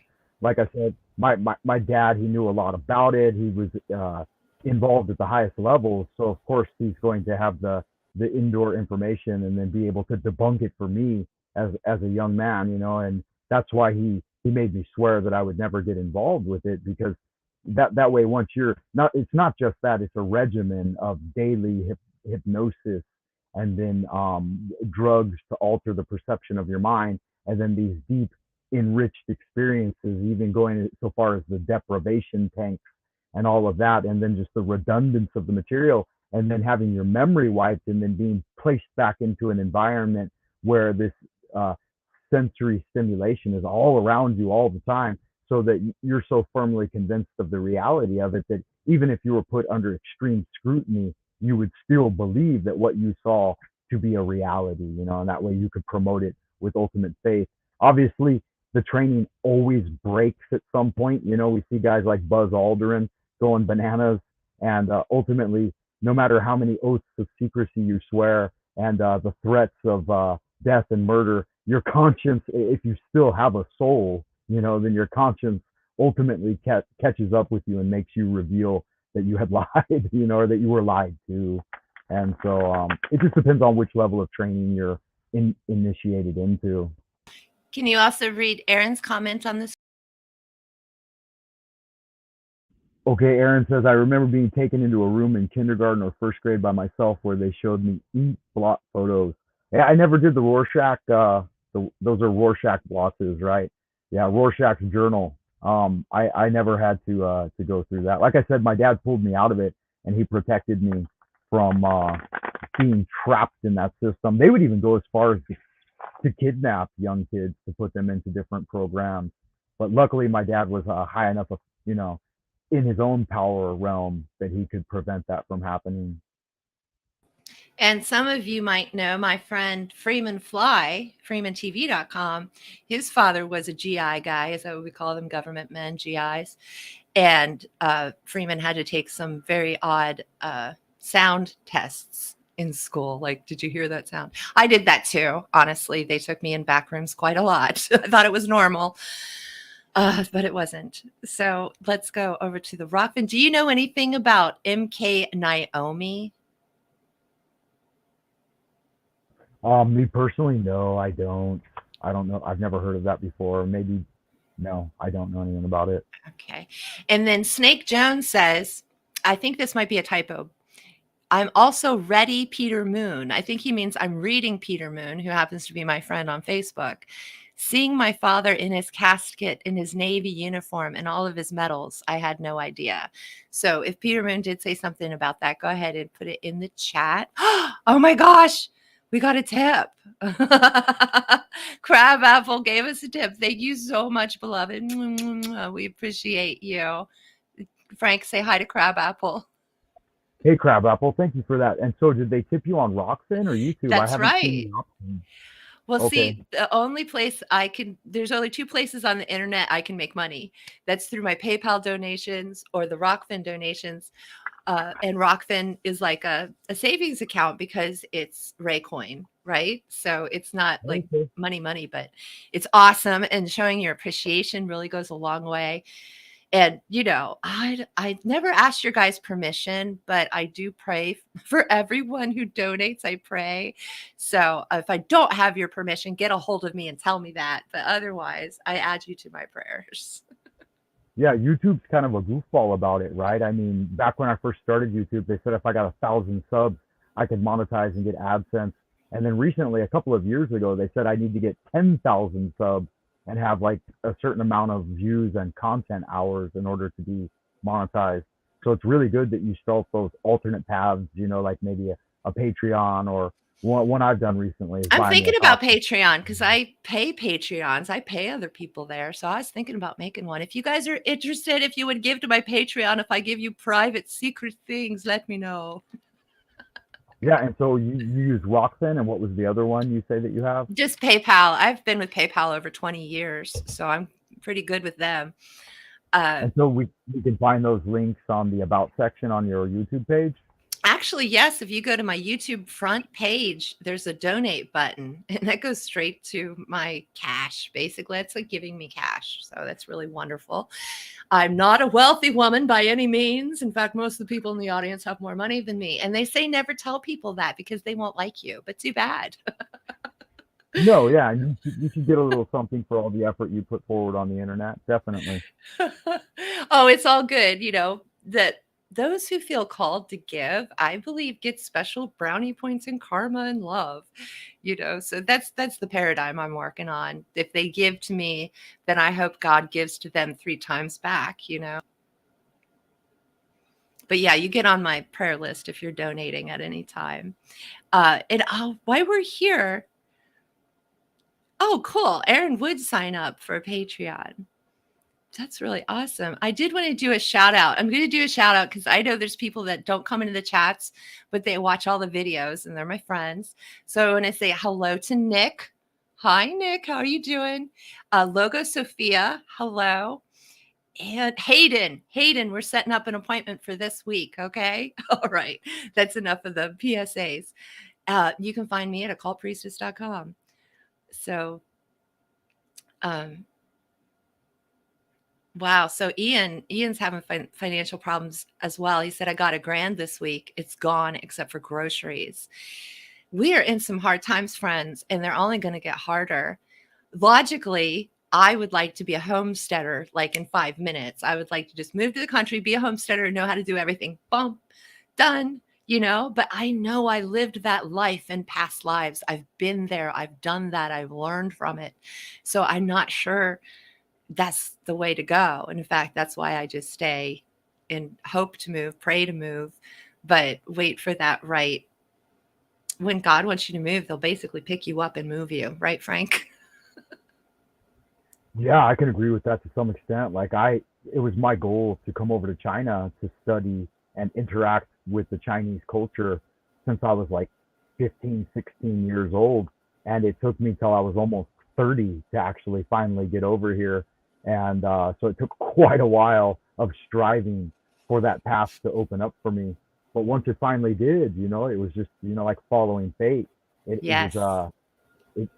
It became really easy to do. I mean, not easy. I mean, no, it's still a bitch, but you've got that extra energy, that extra fire, the extra love to get you to the next day. Definitely. Because I had to stay in like a halfway house for 3 months with roaches before I found my apartment here in LA. And that was like trial by fire with crazy people living in the house. It was worse than a psych ward. I can attest to that. Like for real. It was worse than a psych ward. And so but I put up with it and I dealt with it because I knew I was meant to be here and I learned so much through being here. It's ridiculous. It looks like we had some private chats, but it wasn't okay. So Mary has gone by the wayside. I hope the wind didn't blow her away. So we're going to bless Mary and thank her for coming into the stream and doing her best to give us the astrological information that we needed. And we will definitely have her back. And we give credit to Frank for finding Mary Moon for us. So everybody thank Frank. Yeah, she's a real treasure. She when she participates on my channel as well, I really enjoy that. She is amazing. I would like to poll the audience if you guys have any questions right now about free will, about hackable humans, about the New World Order, about survival, and not survival of the fittest, but survival of the brightest. Basically, we will be guided by God's lantern. You understand? Very good. Yeah, I agree with that. I had a couple of other notes I wanted to think about before. Thank you, Frank. May I give you the floor? Because I've been drinking a lot of water today and I have to go back to the powder room. So may I give you the screen again? Yeah, please do. Okay, great. You guys, here's Frank. Hey guys, welcome back. Good to see you again. Make sure you check me out on Frank Monday here on YouTube. Just put in my name and you can look up my channel there. So one thing that I'm not buying into is the idea that people are hackable, especially free-willed people who cultivate themselves and work towards spiritual enlightenment. I do not believe that we can be hacked, that they can try to hack us, but I don't think they're going to be successful. And the reason I say that is even from ancient times, we had these ideas of demonic possession and God and the angelic forces. So if the truth of that means anything, that God and the angels can protect you from being hacked. One of the things this guy is promoting, I forget exactly what his name is, but he's promoting that you let a computer determine who you are or whether or not your gender or sexual orientation is this way or the other. So he said that he personally struggled with being gay throughout his childhood and into his adult life, and that if he would have had a computer that could tell him early on that he was gay, that he feels like that would have been liberating. And he used the example of maybe you're at a friend's party and everyone's sitting around and everything seems to be a little bit boring. But then if you use this computer algorithm to determine for you whether or not you're straight, gay, or bi, or transhuman, or whatever, that would be a great benefit to people. And I see this underlying kind of miasma and even may I say deviance and degeneration, a kind of sickness within many of these people who are promoting these transhuman ideas. And it's that they believe in a doctrine of monkeyhood. Their foundational principles are the Big Bang, which is unexpressible or unprovable and unknowable. I mean, we can't go back through time and see if this is the origin of everything, but they state it as if it's fact. And then they promote this idea of consciousness arising from nothing, and then the evolution from monkey man into modern man. And these mental concepts are human hallucinations. They're not a reality. They're not something that's knowable within even the human sphere. The other point I wanted to make is that they give themselves superpowers. They like to say that they're all powerful. So they had this idea of thermonuclear war, and then they hype up these bombs to make them something grander and more grandiose than they really are. That way they can create and instill this nuclear boogeyman within the minds of people, within the masses. So then they just mention it, Russo Ukalan engagement is going to cause the nuclear boogeyman to come out of the closet, They got the North Korean leader riding around on an ICBM, swinging his cowboy hat through the air. And so it's fear mongering, and it's a sort of way to induce bio-survival anxiety in the masses so that they can be led around by the noses. Supercomputers is the Oh, other thing. Frank, I what had is seen that? some documentation that their supercomputers are not all they're cut out to be. That this new one they're promoting that can supposedly beat all chess champions, that it's not true, that there's not actually a program or a system of software that can in reality do that. So I find that a little bit fascinating to consider, that they give you the illusion that they have superpowers that they really do not have. And it looks like Occult Priestess might be back. So if you are back, Oh, I was just join me saying, here. like, I like to break in and pop back out. I like to say something to pop back out. Personally, I'm just not buying into it. I don't think we're that easily hackable. Right, because they had to use LSD. You have to use psychedelic to get people to believe it. But I believe it's all hypnosis. Everything the New World Order does is a form of dark magic hypnosis. Can you hear me? Yes, I can. You're sounding good. Welcome back. I did a Well, little I bit of gave a you the little bit. floor. Yeah, thank you for that. I did a little bit of a rundown on my thoughts for that guy, because I watched that program, and I turned onto it because of Richard Dolan. Are you familiar with Richard Dolan? Yeah, which program? Because I was in the potty. Oh, the one where you had that guy that was telling us that the future is with AI controlling people, the Who are you hackable talking humans. about? Okay, that's Yuval. And then there's Klaus Schwab, who says our biological, our physical, our spiritual bodies will all be one. Some kind of weird shit like that. As he's wearing a space outfit, because they're all space cadets. But you see how they made NASA Nazi and all the space stuff, all the hypnotism. Because when I went to sleep at night, I didn't see a freaking alien. I saw a 3D shadow of a man, and that's an original form, right? So I wasn't brainwashed with the new tech as far as seeing aliens when I go to sleep or when I look up in the sky, right?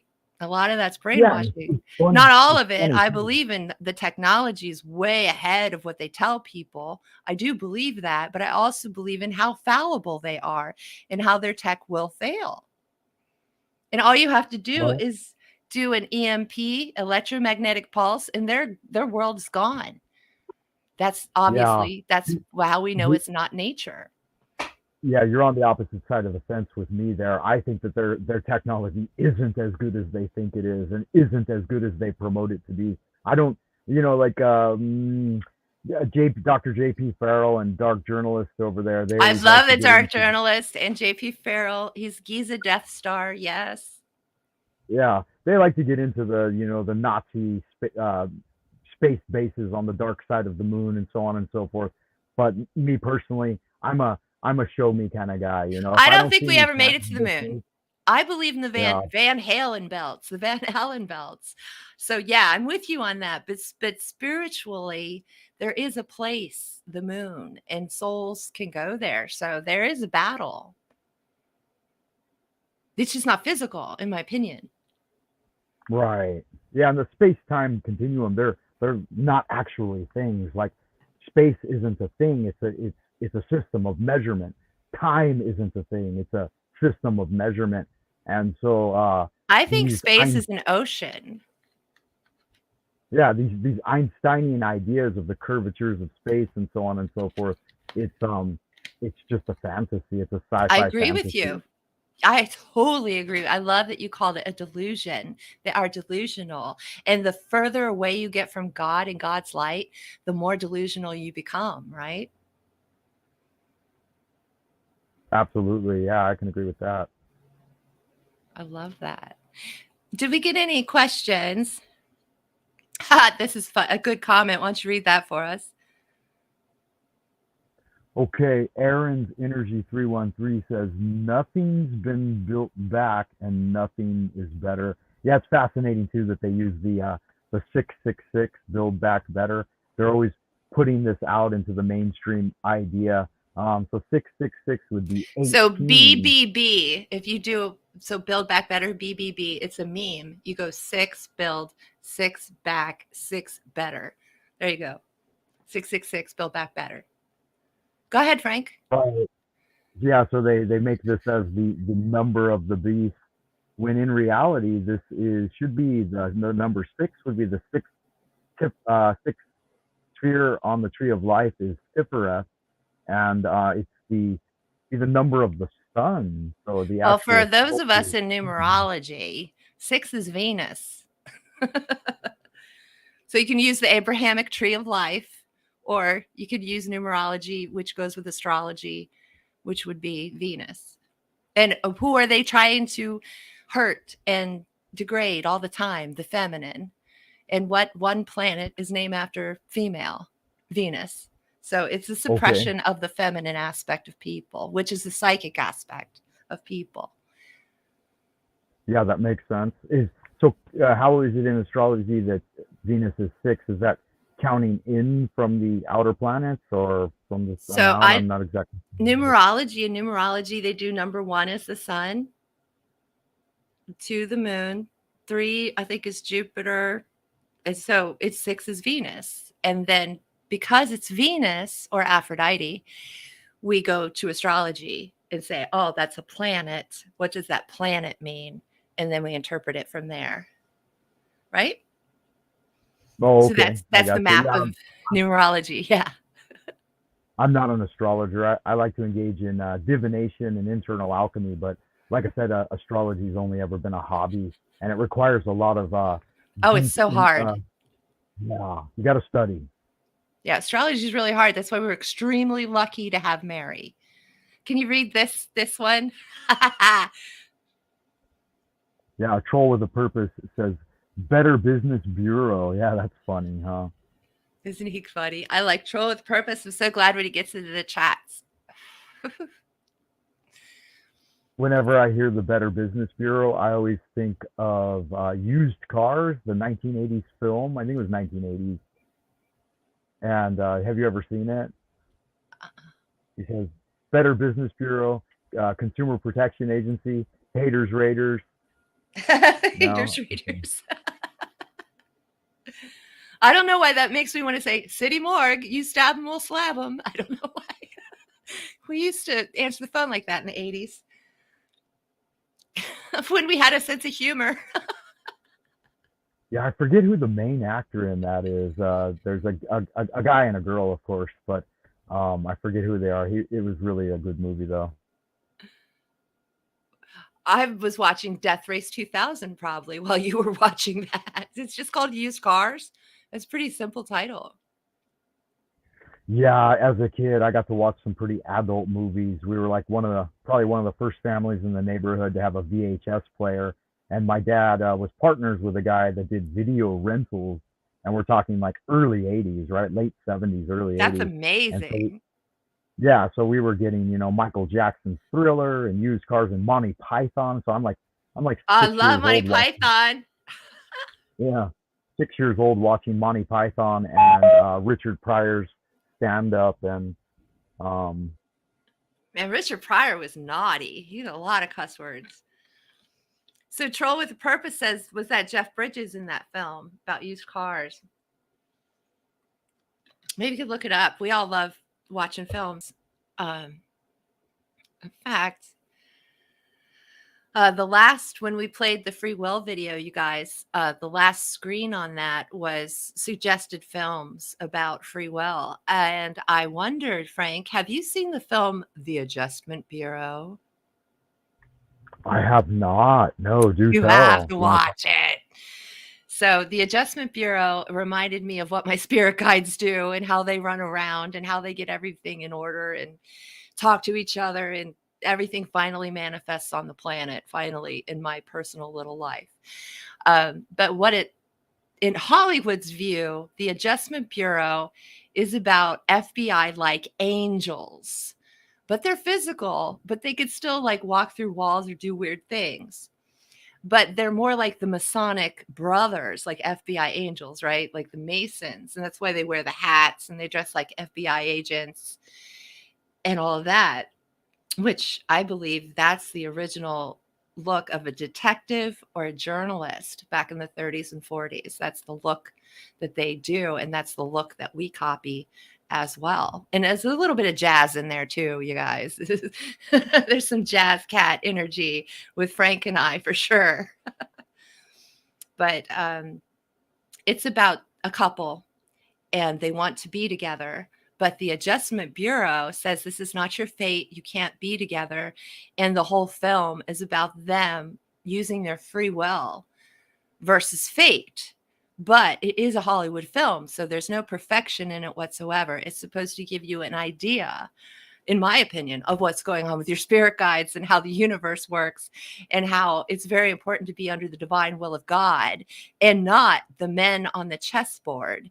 When the men on the chessboard get up and tell you where to go, you tell them to fuck off because you're under the divine will of God. And we know the chessboard is the metaphor for Masons or secret societies or anyone who wants to brainwash you, the military, into being something that you're not.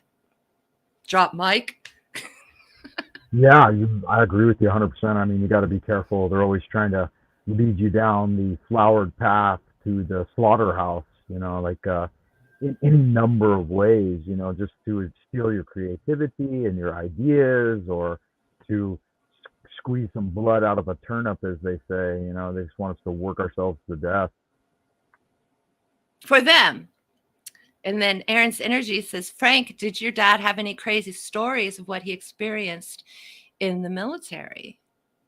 And before you answer that, going on Rockfin to say a couple of things. So Claire Mathis, space is an ocean. Interesting. I had a dream of flying through space once, but now I'm wondering if I was swimming. That's so sweet. I love that comment. And then Ian, I hope I'm saying that right. IAN, Ian Henderson. I was going to comment on YouTube, but apparently I have to wait 5 minutes. That means you have to subscribe to my channel. That's my little trick, my little fish hook. But a lot of people unsubscribe right after they said what they wanted to say. So we're going to turn it over to Frank now. Woo, Frank. Actually, could you give me just a couple of minutes? I've got some things going on here at the temple that I need to deal with. So I'm going to go off camera for a moment. All right. Okay. I'll see you. I'll back in a couple. Okay. Okay. All right. So Frank Monday is going to go do his thing. Hello, everyone. I'm so excited to be here with all of you on a Saturday.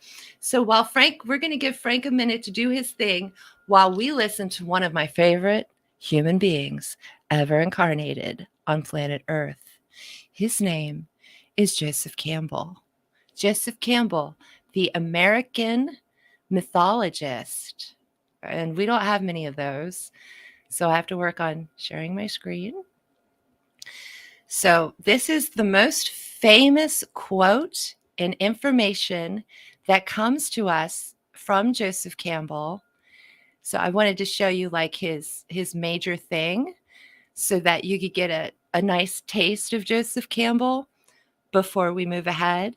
And Frank, if you can hear me, we're going to play about a 4-minute video of my father energy, I would say. And this is Joseph Campbell, American mythologist.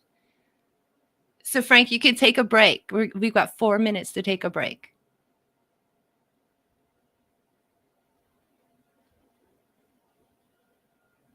Because in Sanskrit, which is the great spiritual language of the world, and they know all about it and have known about it for a long time. The transcendent is transcendent. But there are 3 terms that bring you to the brink. You might say the jumping off place to the ocean. And the 3 terms are Sat, Chit, Ananda. And Sat, the word Sat means being. Chit means full consciousness. And Ananda means rapture. So I thought, I don't know whether my consciousness is full consciousness or not. I don't know whether my being is proper being or not, but I do know where my rapture is. So let me hang on to rapture, and that'll bring me both being and full consciousness, and it works. What was your rapture? Well, it started with Indians, and then it went on into more and more mythological matters and the realm of the arts, music, and when I met Jean, then the dance came in, and this is it. Just stay with that. And one doesn't have to be a poet to do this. Carpenters do it. A poet is simply one who's made a profession and a lifestyle of being in touch with that. Most people have to be concerned with other things. They get themselves involved in economic and other activities, or you're drafted into a war that isn't the one you're interested in. And how to hold to this umbilical, you might say, in those circumstances, that's a technique each one has to work out for himself somehow. But most people living in that realm of what might be called occasional concerns, they all have the capacity that's waiting to be awakened to move to this other place. I know it. I've seen it happen in students. Wonderful way of teaching we had at Sarah Lawrence, where I taught for 38 years. I'd have an individual conference with every one of my students at least once a fortnight for half an hour or so. And there you're talking on about the things that students ought to be reading, and suddenly you hit on something that the student really responds to. You can see the eyes open, the complexion changes, a life possibility has opened there. And all you can say to yourself is, I hope this child hangs on to that, you know. They may or may not. But when they do, they've found a life right there in the room with you. How would you advise somebody to tap that spring of eternal life, that joy that is right there? Well, we're having experiences all the time, which may, on occasion, render some sense of this, a little intuition of where your joy is. Grab it. No one can tell you what it's going to be. I mean, you've got to learn to recognize your own depths. Do you ever have this sense when you're following your bliss, as I have at moments, of being helped by hidden hands? All the time. It's miraculous. I even have a superstition that has grown on me as the result of invisible hands coming all the time. Namely, that if you do follow your bliss, you put yourself on a kind of track that has been there all the while waiting for you. And the life that you ought to be living is the one you're living somehow. And when you can see it, you begin to deal with people who are in the field of your bliss, and they open doors to you. I say, follow your bliss and don't be afraid, and doors will open where you didn't know they were going to be. Do you ever have sympathy for the man who has no invisible means of support? Who has no invisible means? Yes, he's the one that evokes compassion, you know, the poor chap. And to see him stumbling around when the water of immortal life is right there is really, it evokes one's pity. Right there? Right there? You Yes. believe that? Yes. The waters of eternal life? Right there. Where? Wherever you are. If you're following your bliss. I mean, you're having that joy, that refreshment, that life all the time.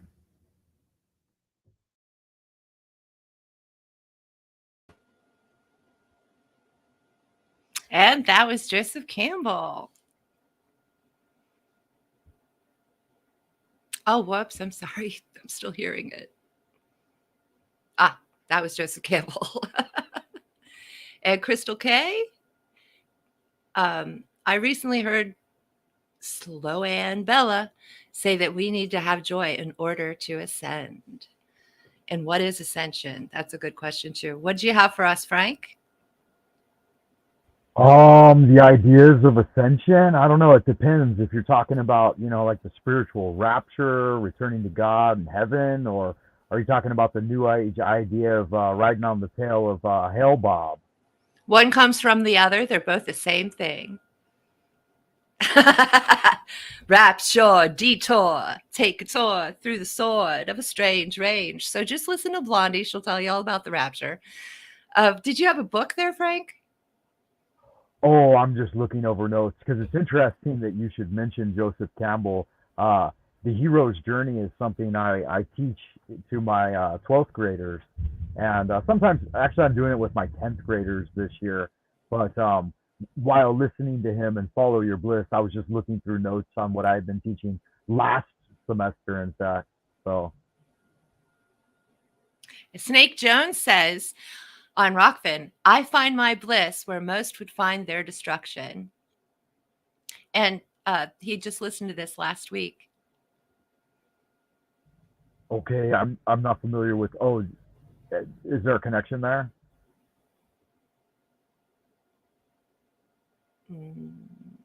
Yeah, well, no, he was just making his own personal comment about his Oh, okay. destructive bliss. Manpower. It can Good be stuff. fun. Be wary of too much self abuse, though, right? I know we all engage in a little. So I do tarot, obviously, and to me, the major arcana of the tarot is the hero's journey. Period, hands down. So if there, that just works it out. But did you have some notes you'd like to share from your class? Oh, the meaning of life. I wrote this piece while my kids were engaged in their laptops. I find that laptops and cell phones in class take so much from the value of teaching and learning. Like, in fact, all of my classes for the syllabus section, I write a big warning right there at the front. I say that you cannot bring cell phones and laptops to class unless it's um, planned in advance, unless I give you the permission in advance, but they do it anyway, and then they go off into la la land, and I never see them again. So it can make it really tough because the management and stuff, they don't enforce what we tell them, so they let them kind of run wild and do whatever they want. But I had this one piece here. What's the Okay, debate I'm really? gonna wait. I'm Oh, gonna give you the screen. Okay, oh, okay. go ahead. Yeah, yeah. So just take into consideration that this was written in response to kids engaging in their laptops and refusing to pay attention to me as a teacher. I said, we live in an age of instant everything. Messages, meals, and material goods are all at our disposal. Drones can quickly deliver your groceries or bomb a wedding party in some poverty stricken village. Your wish is my command. Each day we hold in our own hands Pandora's box of wondrous items. The mobile phone has most literally become our very own Aladdin's lamp. Just say the word abracadabra, and presto, Siri or Alexa will serve you as your own personal genie. But just like the jinn and daemons of old, they demand tribute and sacrifice, and oftentimes the servants become the masters. We may, in fact, find ourselves enslaved to the genie. But what's the debate, really? Make money, buy things, become a big shot, be an atheist. It's all pointless, random endeavor that will never matter. The cosmos is an empty, random void, and it is devoid of meaning and purpose. Life is a useless drama playing out in an empty room where there is no audience and nobody wants to see it. When the critics look back and review it, they will all agree it was the worst piece of shit to see the light of day. Hailsa, Hailsa, very good. Cheers to that. That's amazing, Frank. We're all gonna have to That's clip that. basically it. It was just If kind of a rant on my part. No, it's really good. In fact, if you do video shorts, more people watch your stuff. So please take a digital picture of that and make it the background of your video and make the video. Abra. Hebrew. Okay.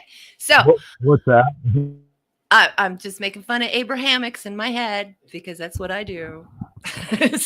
But that's most of the what we call the occult today, which I don't call the occult, is the Abrahamic stuff.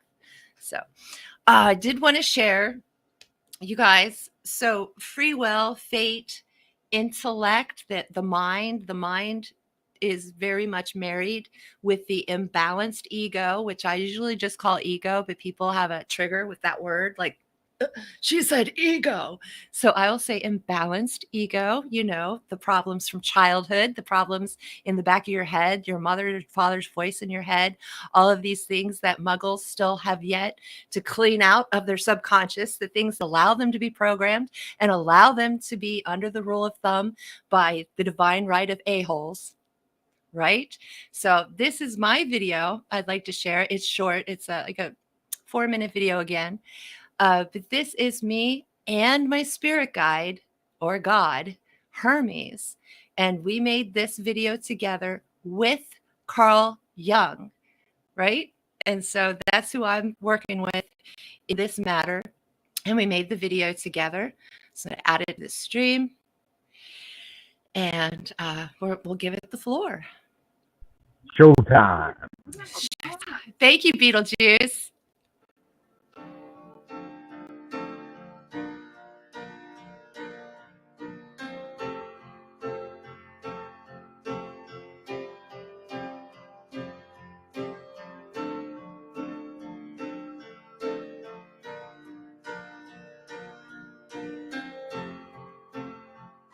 Is the animus of a woman whose superior function is thinking, in possession of her feelings and producing inferior value judgments, or is her superior thinking due to a developed animus while the eros principle remains unconscious and in the hands of the shadow?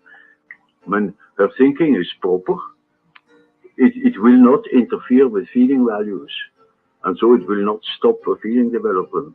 On the contrary, it will lead to it. Because when you follow your intellectual development, you soon will come to a place where fate will show you that you can't get through with intellect alone. That is just our trouble. The intellect with no regard to feeling values. And then you simply get stupid, dumb, as intellectual people are who neglect feeling values. When she has a superior intellect, then she must have gone through a process of cleansing intellect, because the animus is absolutely prohibitive. It is just not mind.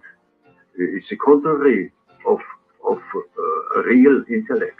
But you see, if on the other hand her superior thinking is a superior animus, then her real intellect is inferior. That is a superior intellect. But everybody swears she's the most intelligent, extraordinarily educated person. She only talks drivel, intellectual drivel. She knows nothing. She has acquired nothing. It's all talk. Now, such an animus, such a sort of quasi-intellect, is most prohibitive with reference to the development of feeling.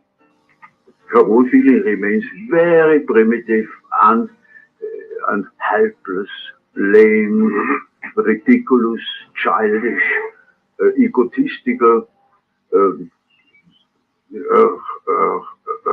Any other question? Dr. Jung, would you equate the intellect with her thinking function? Yes, yes. Or with with her thinking function, as the speculative and practical sides of intellection, which would go into ego function? No. This, you see, the definition of intellect you find in my psychological types. It is the function of thinking, whatever that is. But only philosophers don't know what thinking is. Would that be right? What's the superior intellect? Yeah. The real one. Is due to a redeemed animus. Not due to a redeemed animus, but the redemption of the animus is due to a better thinking.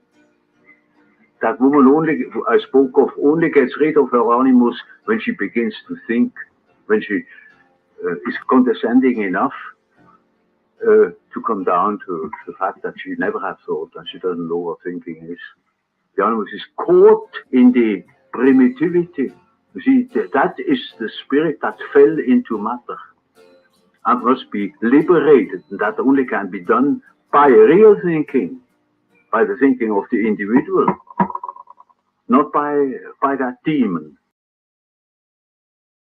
Running in circles, coming in tails, heads on the sides apart.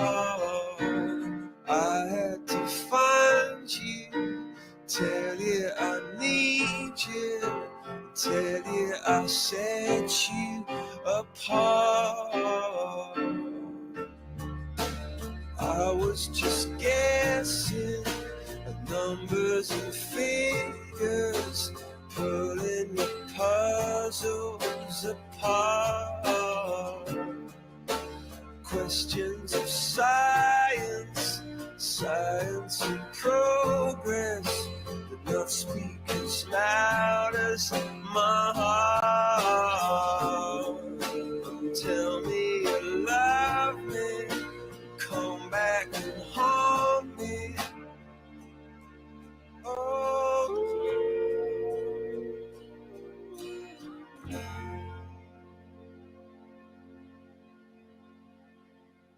Yeah, that was beautiful. Thank you for that. It's a lot of knowledge all packed into a very short space, so it might be hard to follow at first. You've got to watch it a few times.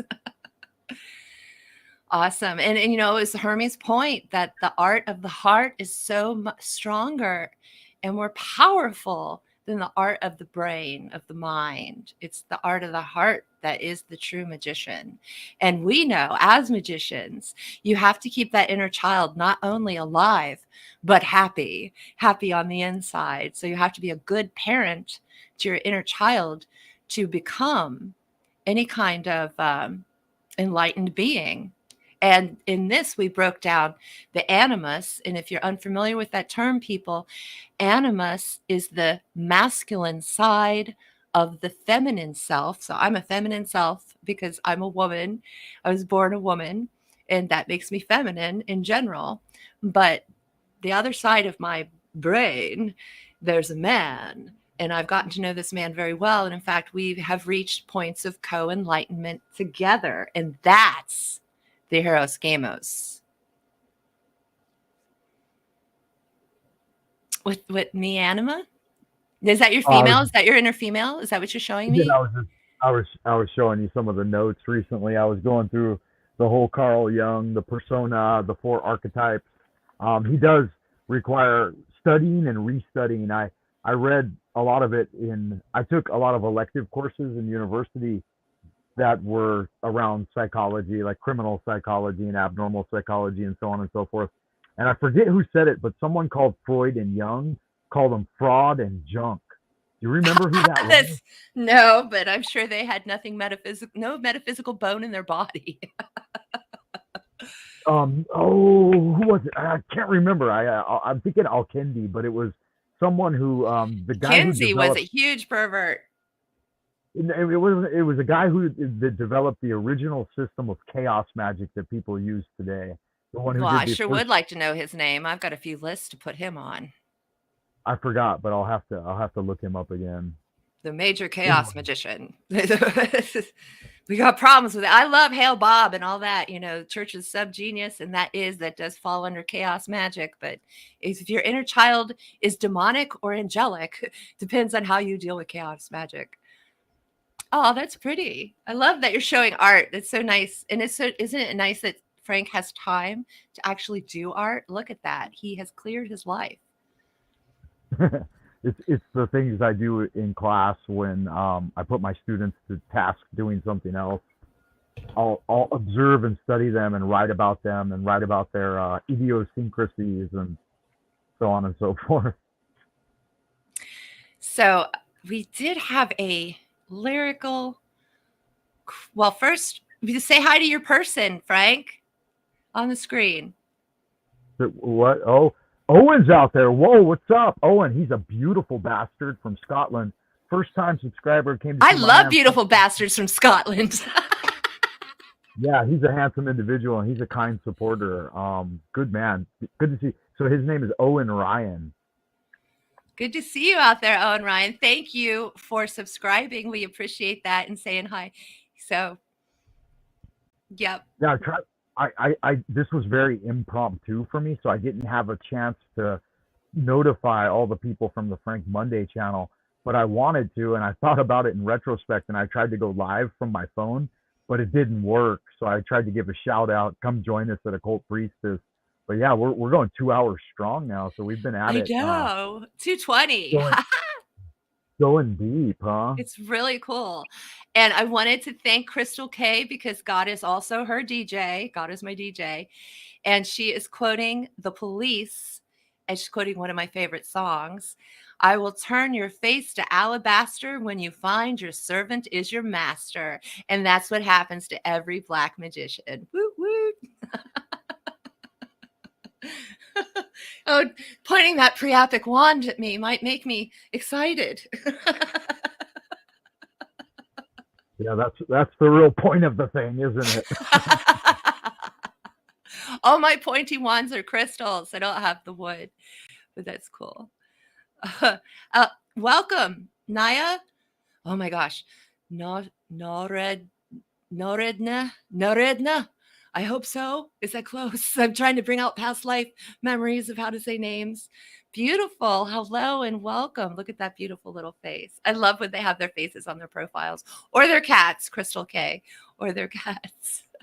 I always like to see a person's profile, see who they are too. I always find it spurious when they've got like a letter up there or some sigil. I'm like, what are you doing there? Come on, just show me who you are.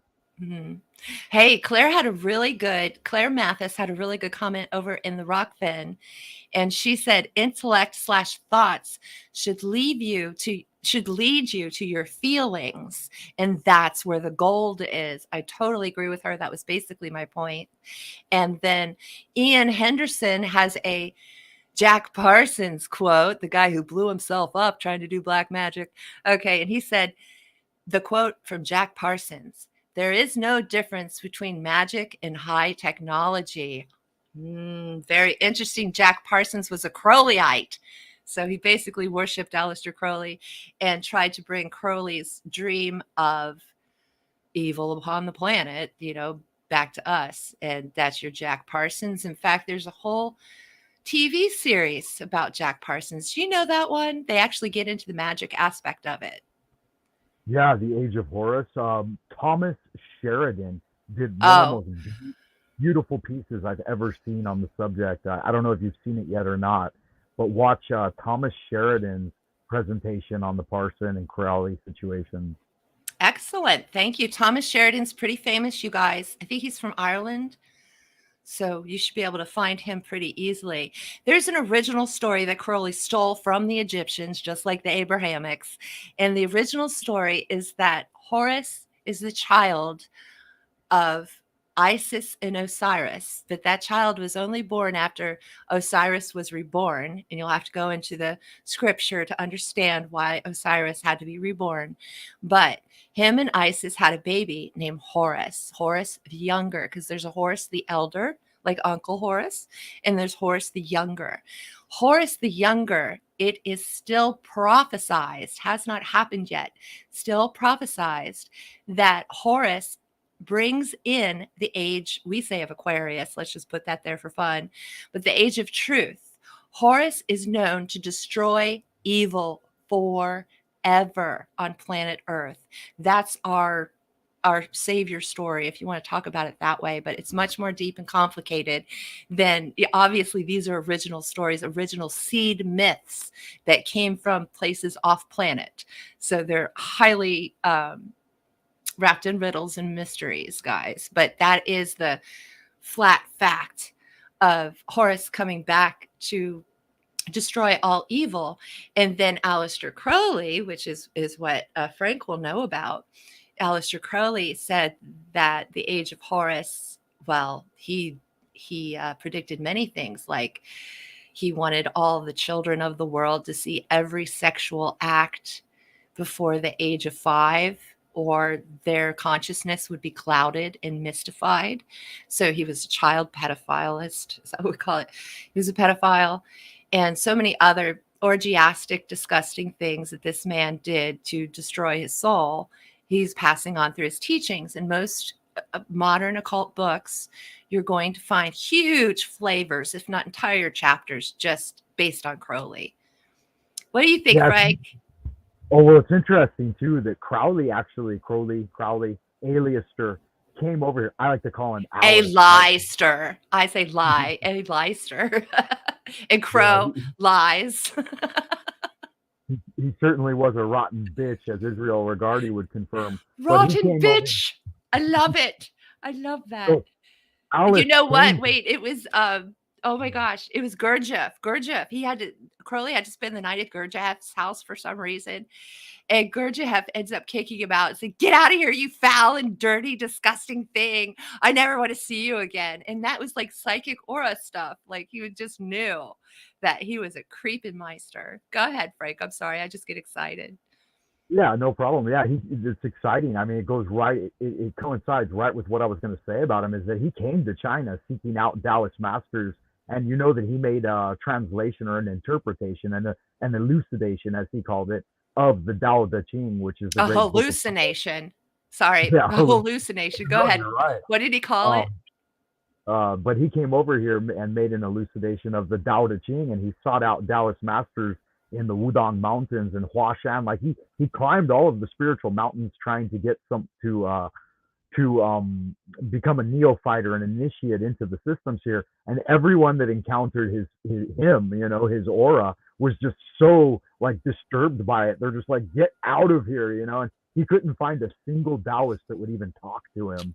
So Doesn't that speak 1,000 words? I mean, isn't that just proof? Absolutely.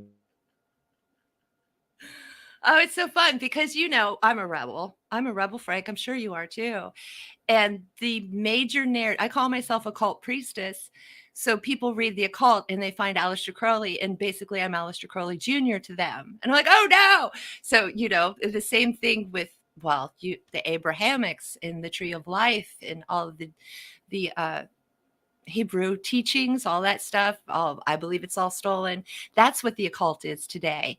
Or John D and his frickin' angels and cheating on wives and swapping wives and everything. All of these very bad people are famous, and they're all supposed to be occultists, and none of them were, in my opinion.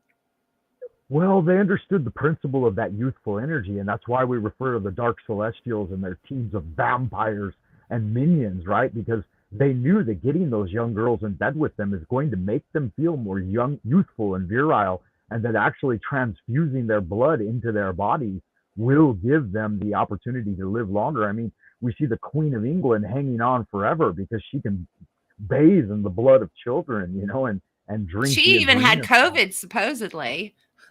No, there's a Chinese empress back from, I forget, I think it's the Shang Dynasty, but her whole gig was that.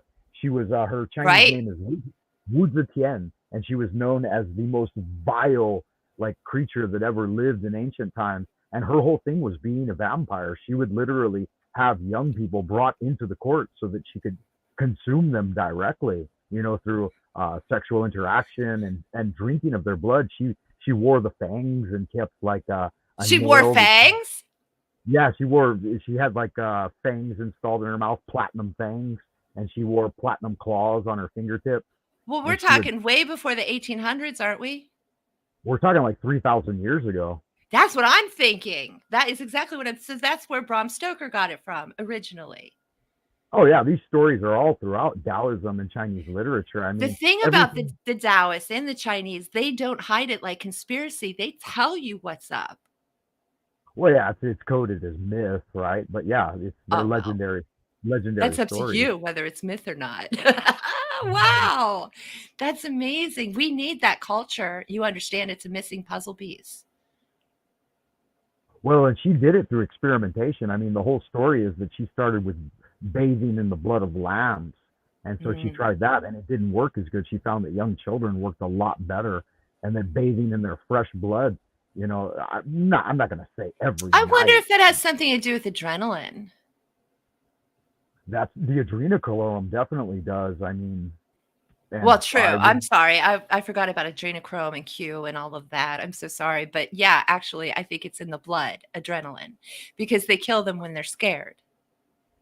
Yeah, I mean, there's a lot of myth around it too, and obviously I don't fully understand it because I'm not a cannibalistic person, but it is a very dark and evil path, and it's very true. There may be the whole QAnon group, but you got to remember that the MDM is what these intelligence guys specialize in, and they've even come forth and revealed it recently that they've got misinformation, disinformation, and malinformation. So these three categories of deception are a big part of their subterfuge.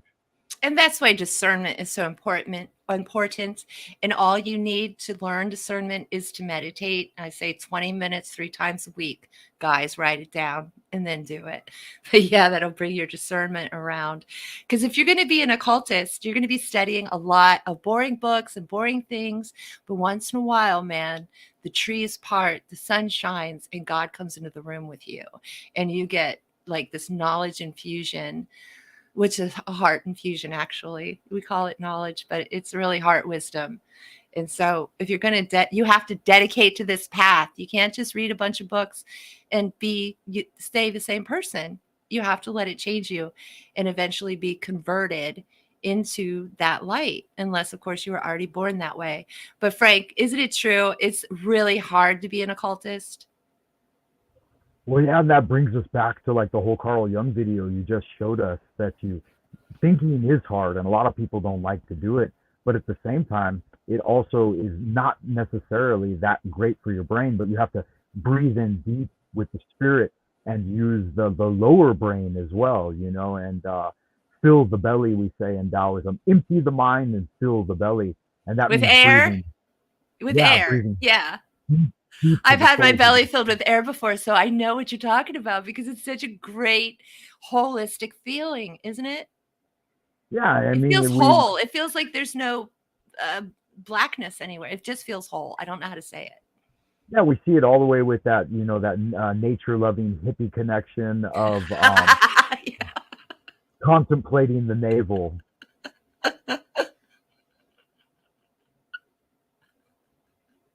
Yeah, it takes us back to those free love days of, enjoying really good music and a counterculture that stood for something. Oh, that's hilarious. Yeah, even though it was all socially engineered, it did have its own felicity to it for sure. Crabapple says Jack Parsons equals Marvel ? And I think that's Marvel Comics is might be what she's talking about. But Jack Parsons was a rocket scientist, just like Elon Musk. Part 2, Elon Musk. So, except for Jack Parsons didn't put Neuralink into pigs' brains, did he? There you go, rocket ship. They're going to launch their rocket. That's right. Yeah, that's the real rocket. And a lot of these systems, I believe, they start and grow organically from a grassroots level, but then they're piggybacked on and they're usurped by the intelligentsia. And it's because the people are naturally discovering it. Like you were talking about a moment ago, this spiritual gnosis that just fills you with the reality and the ideas, and people bring it forward simultaneously in all different kinds of ways. And so they got to get in there with their MDM, their misinformation, disinformation, malinformation, and pollute the well, so to speak.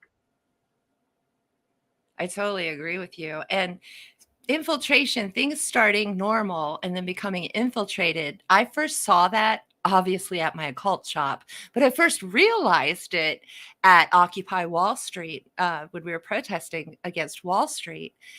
But you can realize it today. Look at Antifa. Antifa is the perfect example of infiltration. Even if they started off as George Soros's people, you could still see where maybe there was a grassroots, hey, Black Lives Matter, dudes, grassroots care that got completely turned over to the dark side and then used politically as a weapon and a weapon of distraction to get us all where we are right now, right? Remember George Floyd? Remember all of that, Black people are awesome stuff? Yeah. To the exclusion of anyone else, really. Black Lives Matter. If you say lives matter, then you got in trouble. So I just think it's a classic example that we've all seen on television, on TV in the past few years. We've seen examples in real life of infiltration and things turning bad, really bad. And then the the people who are meant to protect us from all of this bad stuff, riots, fires, who protected us? A little boy with a gun, who really protected us? The citizens tried to protect themselves. But the police officers are part of basically the military, basically the government. So the knights of the round table, all the knights, they were protecting the king and the queen. They were not protecting the peasantry. Nobody was protecting the peasantry. You see, this has always been a war about those who believe they're superior, and their messed up psychological traits get them to superior points in our society. But mostly it's bloodline. Mostly you're born into it. And then they're subjugating all of more God's children, basically, is what I think. And I think, from my Jehovah's Witness upbringing, they said that the devil is the entity that rules this material plane. And so those are the minions of this material plane. But I believe in Mother Nature, right? And I believe Mother Nature rules the planet. My mother goddess, Demeter, is the goddess of nature in the Greek. And I believe this is her playground and this is her ocean and all that. So it's really, isn't that a state of mind? Not only a state of mind, but a state of heart, Frank, that we find ourselves in, how we're interpreting all of these narratives in our world. Yeah, absolutely. I mean, Taoism's all about following the natural path and immersing yourself in natural energy, and that those things which follow the natural way live and have longevity and thrive and prosper. And then those things which go against it, those evil, twisted manifestations of the dark realm, ultimately they will fail. I mean, they do seem to have a real party time here on Earth, their playground of evil, but ultimately anything that goes against the truth must fail. I love that. But okay, Nazism, real Nazis, because most people are familiar. Most people aren't familiar with the Bolsheviks, right? So we'll just go into Nazism. That whole thing lasted maybe 5 or 6 years, all in. But Frank, my point, they went underground. And there's Nazis in Russia, there's Nazis in Ukraine, and we'll just call them Nazis because, I'm just using a form word because we just understand in the Force, it's evil, Luke. It's the evil Force, Luke, right? But we're giving it names for the Muggles who don't see the Forces yet, right? They're not there yet.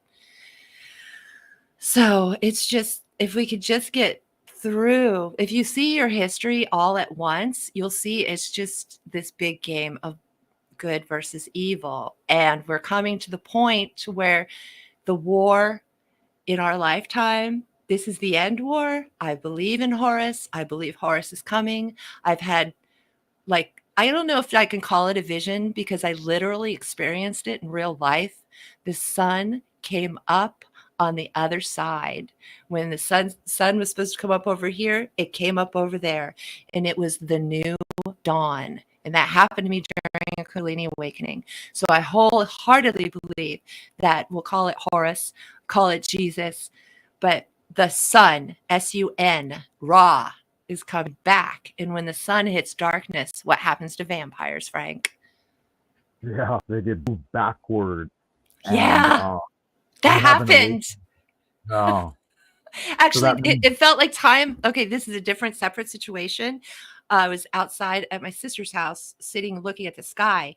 That's when this time went by really fast. And I saw the sun and the moon, just like it was day, night. And like a week passed, but I was sitting there and it was only 5 minutes.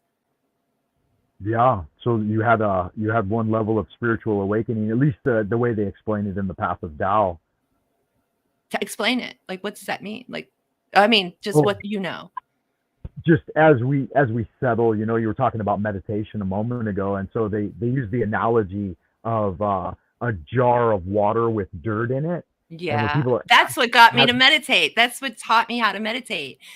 Ken Day said, imagine leaves at the top of a pool, and then when the leaves are at the bottom, you're meditating. Right? Okay. Yeah. So the analogy we use is like a jar, or that I'm familiar with, is a jar with water and dirt in it. And when you shake it up, it's all cloudy. And when you set it on the table, all the sediment will ultimately fall. So the various levels of enlightenment are like coming up from the bottom of the jar. The Oh, gross that's pretty. the gross and subtle energies naturally separate themselves. So as you focus on the really lower ones, then you have this very dense, dark state.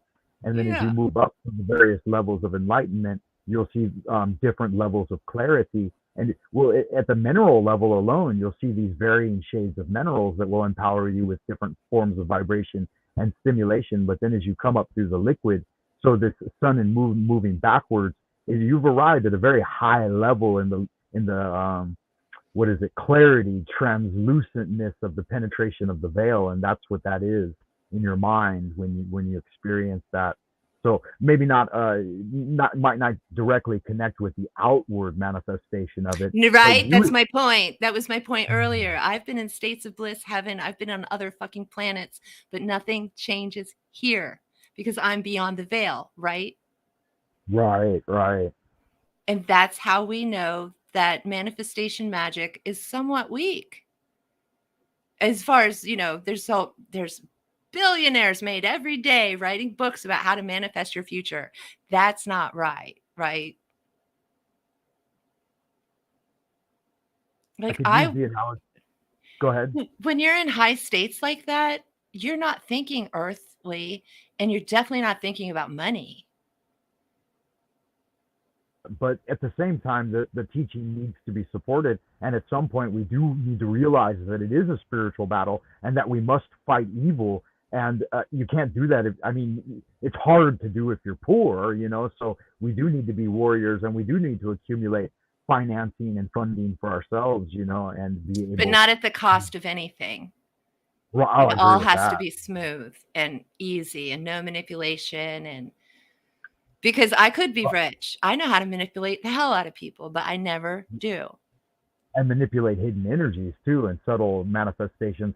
But yeah, the dark celestials, their whole path is that you must give up your moral nature and become amoral and be willing to murder children, and send Cremate others off to die in wars. And cremate your care, as Jason Burmis is always talking about. He talks about the cremation of care. And that's what they do at Bohemian Grove. yeah, and they find especially spiritually talented individuals, youths in their prime, and murder them in public so that they can absorb that energy. This is ritual sacrifice that goes on in the world. They understand the hidden keys, and that's why they obscure, obfuscate, and malign them publicly so that other people will be confused. And of course, the denial of spirit and that you're evolving from a monkey man. It's all just, horse shit. Horseshit. And our friend Jeff O'Toole from Australia was agreeing with me on our last video. He was saying, yeah, war is blood sacrifice. He totally agrees. They're not giving their children to Moloch, but they did give their children to Pfizer. All of this stuff is to hurt us. That's the black and white I like. Is this loving or positive, or is this negative and harmful? And that's the discernment, that if everyone was at that place of discernment where they could tell the difference, we wouldn't be in this mess. We are only in this mess because people are confused and Right, and that's they lack light. They lack that connection. well, yeah, and that's a whole part of the MK Ultra Disneyland MTV experience is that young people thirst for the light and they want to be guided towards truth, and so they put out all this subterfuge, these shiny, pretty balls that people chase, and then I've identified it as three main deceptions. Is that first thing they do is vilify the divine feminine and Yes. they make it a kind of base exploitation thing. Even Jesus Christ was extremely feminine character.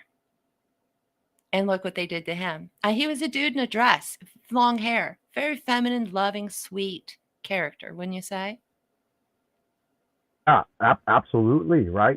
So that desecration of the divine feminine is one of their main cards, and then another one is the denial of spirit. Because spirit is the preform, and it's a direct connection with God that they always try to intervene on. We're the highest intelligentsia, so you can only talk to God through us, and it's like, oh, what kind of horseshit is that, right? That's exactly true. Oh, Crabapple, thank you for coming and joining us today. We will be wrapping it up shortly, but thank you so much, everybody over the Rockpin chat. I want to say hi to you guys. Okay. Yeah, and thank you for inviting me and having me on today. I'm really excited to be here with you, and it was a lot of fun. And having Mary Moon here, even though she had a poor connection in the eye of the storm, and I do feel a little bit guilty for that because I sent her an email recently that had a couple of paragraphs from a book I've been working on for a long time, and one of those things was being in the eye of the storm. And I thought, oh no, Whoa. what if I manifested a storm inadvertently on her? That's no kind of fun, huh? See, that's the kind of stuff I do believe in. There was no great intention there. It was just, oh my gosh. And you could call it synchronicity or you could call it God. I like to blame things on God a lot. It's just because it's fun, synchronistic. It could be. I was just watching something about Moby Dick. So there's another storm and a whale and craziness going on. But I think we all kind of feel tumultuous right about now, don't we? We've all been threatened with nuclear war. Yeah, it's the March Madness, and they're doing it intentionally. They always want to gear up everyone's bio survival anxiety so that they can tell people what to do. Exactly. And Frank, I would like to try to make you a moderator. So that way you could put your thing in the chat, your URL. But you haven't typed in the chat, so I can't moderate. I don't know how to moderate you, but we'll figure it out later. So Frank, give us all of your information again, and if they are keen, they will find you. Yeah. I mean, I'm easy to. You cut out. You're muted. You're muted. Oh, okay. Can Okay. you hear me now? Okay. Yes. Yeah. Oh, I was just gonna say that I'm pretty much easy to find. It's just Frank Monday. That's my branding. You look me up on YouTube. I recently started a Buy Me a Coffee page so I can give insider articles and behind the scenes pictures and stuff. So anyone who makes a one time coffee donation of like $5 or whatever, they'll get the inside scoop. But I never started this as a way to try to make money or anything like that. But if someone out of their heart wants to make a spiritual donation, that's always welcome, right? But I just do this as a side gig. I live stream Monday through Friday, and I work full time as an EP, right? I always tell the kids when I come in class, I say, hey, there are 20 people in the room and one EP, and they laugh. And I say, what is EP cup? What does that mean? EP, English teacher, right? Oh, ET. I got it. Okay, that's cool. I actually, you guys, I put in to the YouTube chat the video that Frank and I did together, and under that video, you can see all of Frank's information. So all you have to do is click on that link and then go to the description, and then you'll find all of Frank's information. And okay, yeah, thank you for that, Occult Priestess. It's always a pleasure.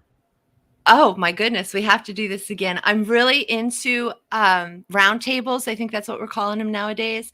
And I'd like to have even more people like piling in so we have more bigger, broader, brighter conversation. It might just, be a train wreck, but that's fun too. And I kind of took this stream kind of as a practice stream. This is, I think, the first, no, I've had 3 people in here before, but I wasn't prepared today either. It was just like the wings heaven said, you need to do this. And then I got a hold of Mary and she's like, well, why don't we bring Frank? So that was Mary's suggestion. I was like, oh my God, totally. Yes. So we're really glad to have you because you are a wealth of information. You're definitely not a muggle. You understand things beyond because of your life experience. And we totally appreciate that. And your fandom is growing, Frank. You're getting more and more fans.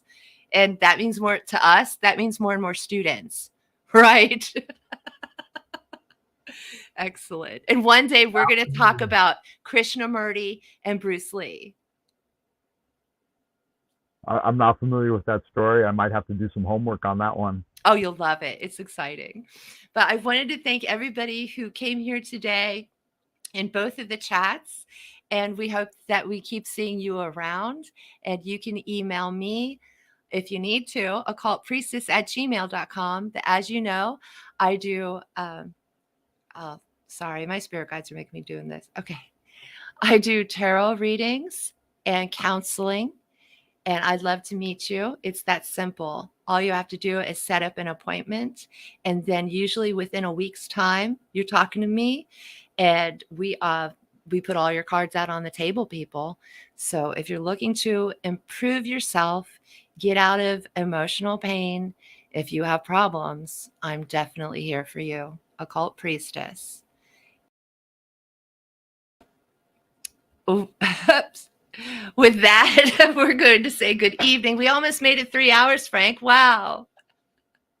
We're going to tip our hats to you, huh, Frank? We'll tip our hats to the audience. And thanks, Pat. Thanks, everybody. Oceans of love. And we will see you soon. Bye, everyone.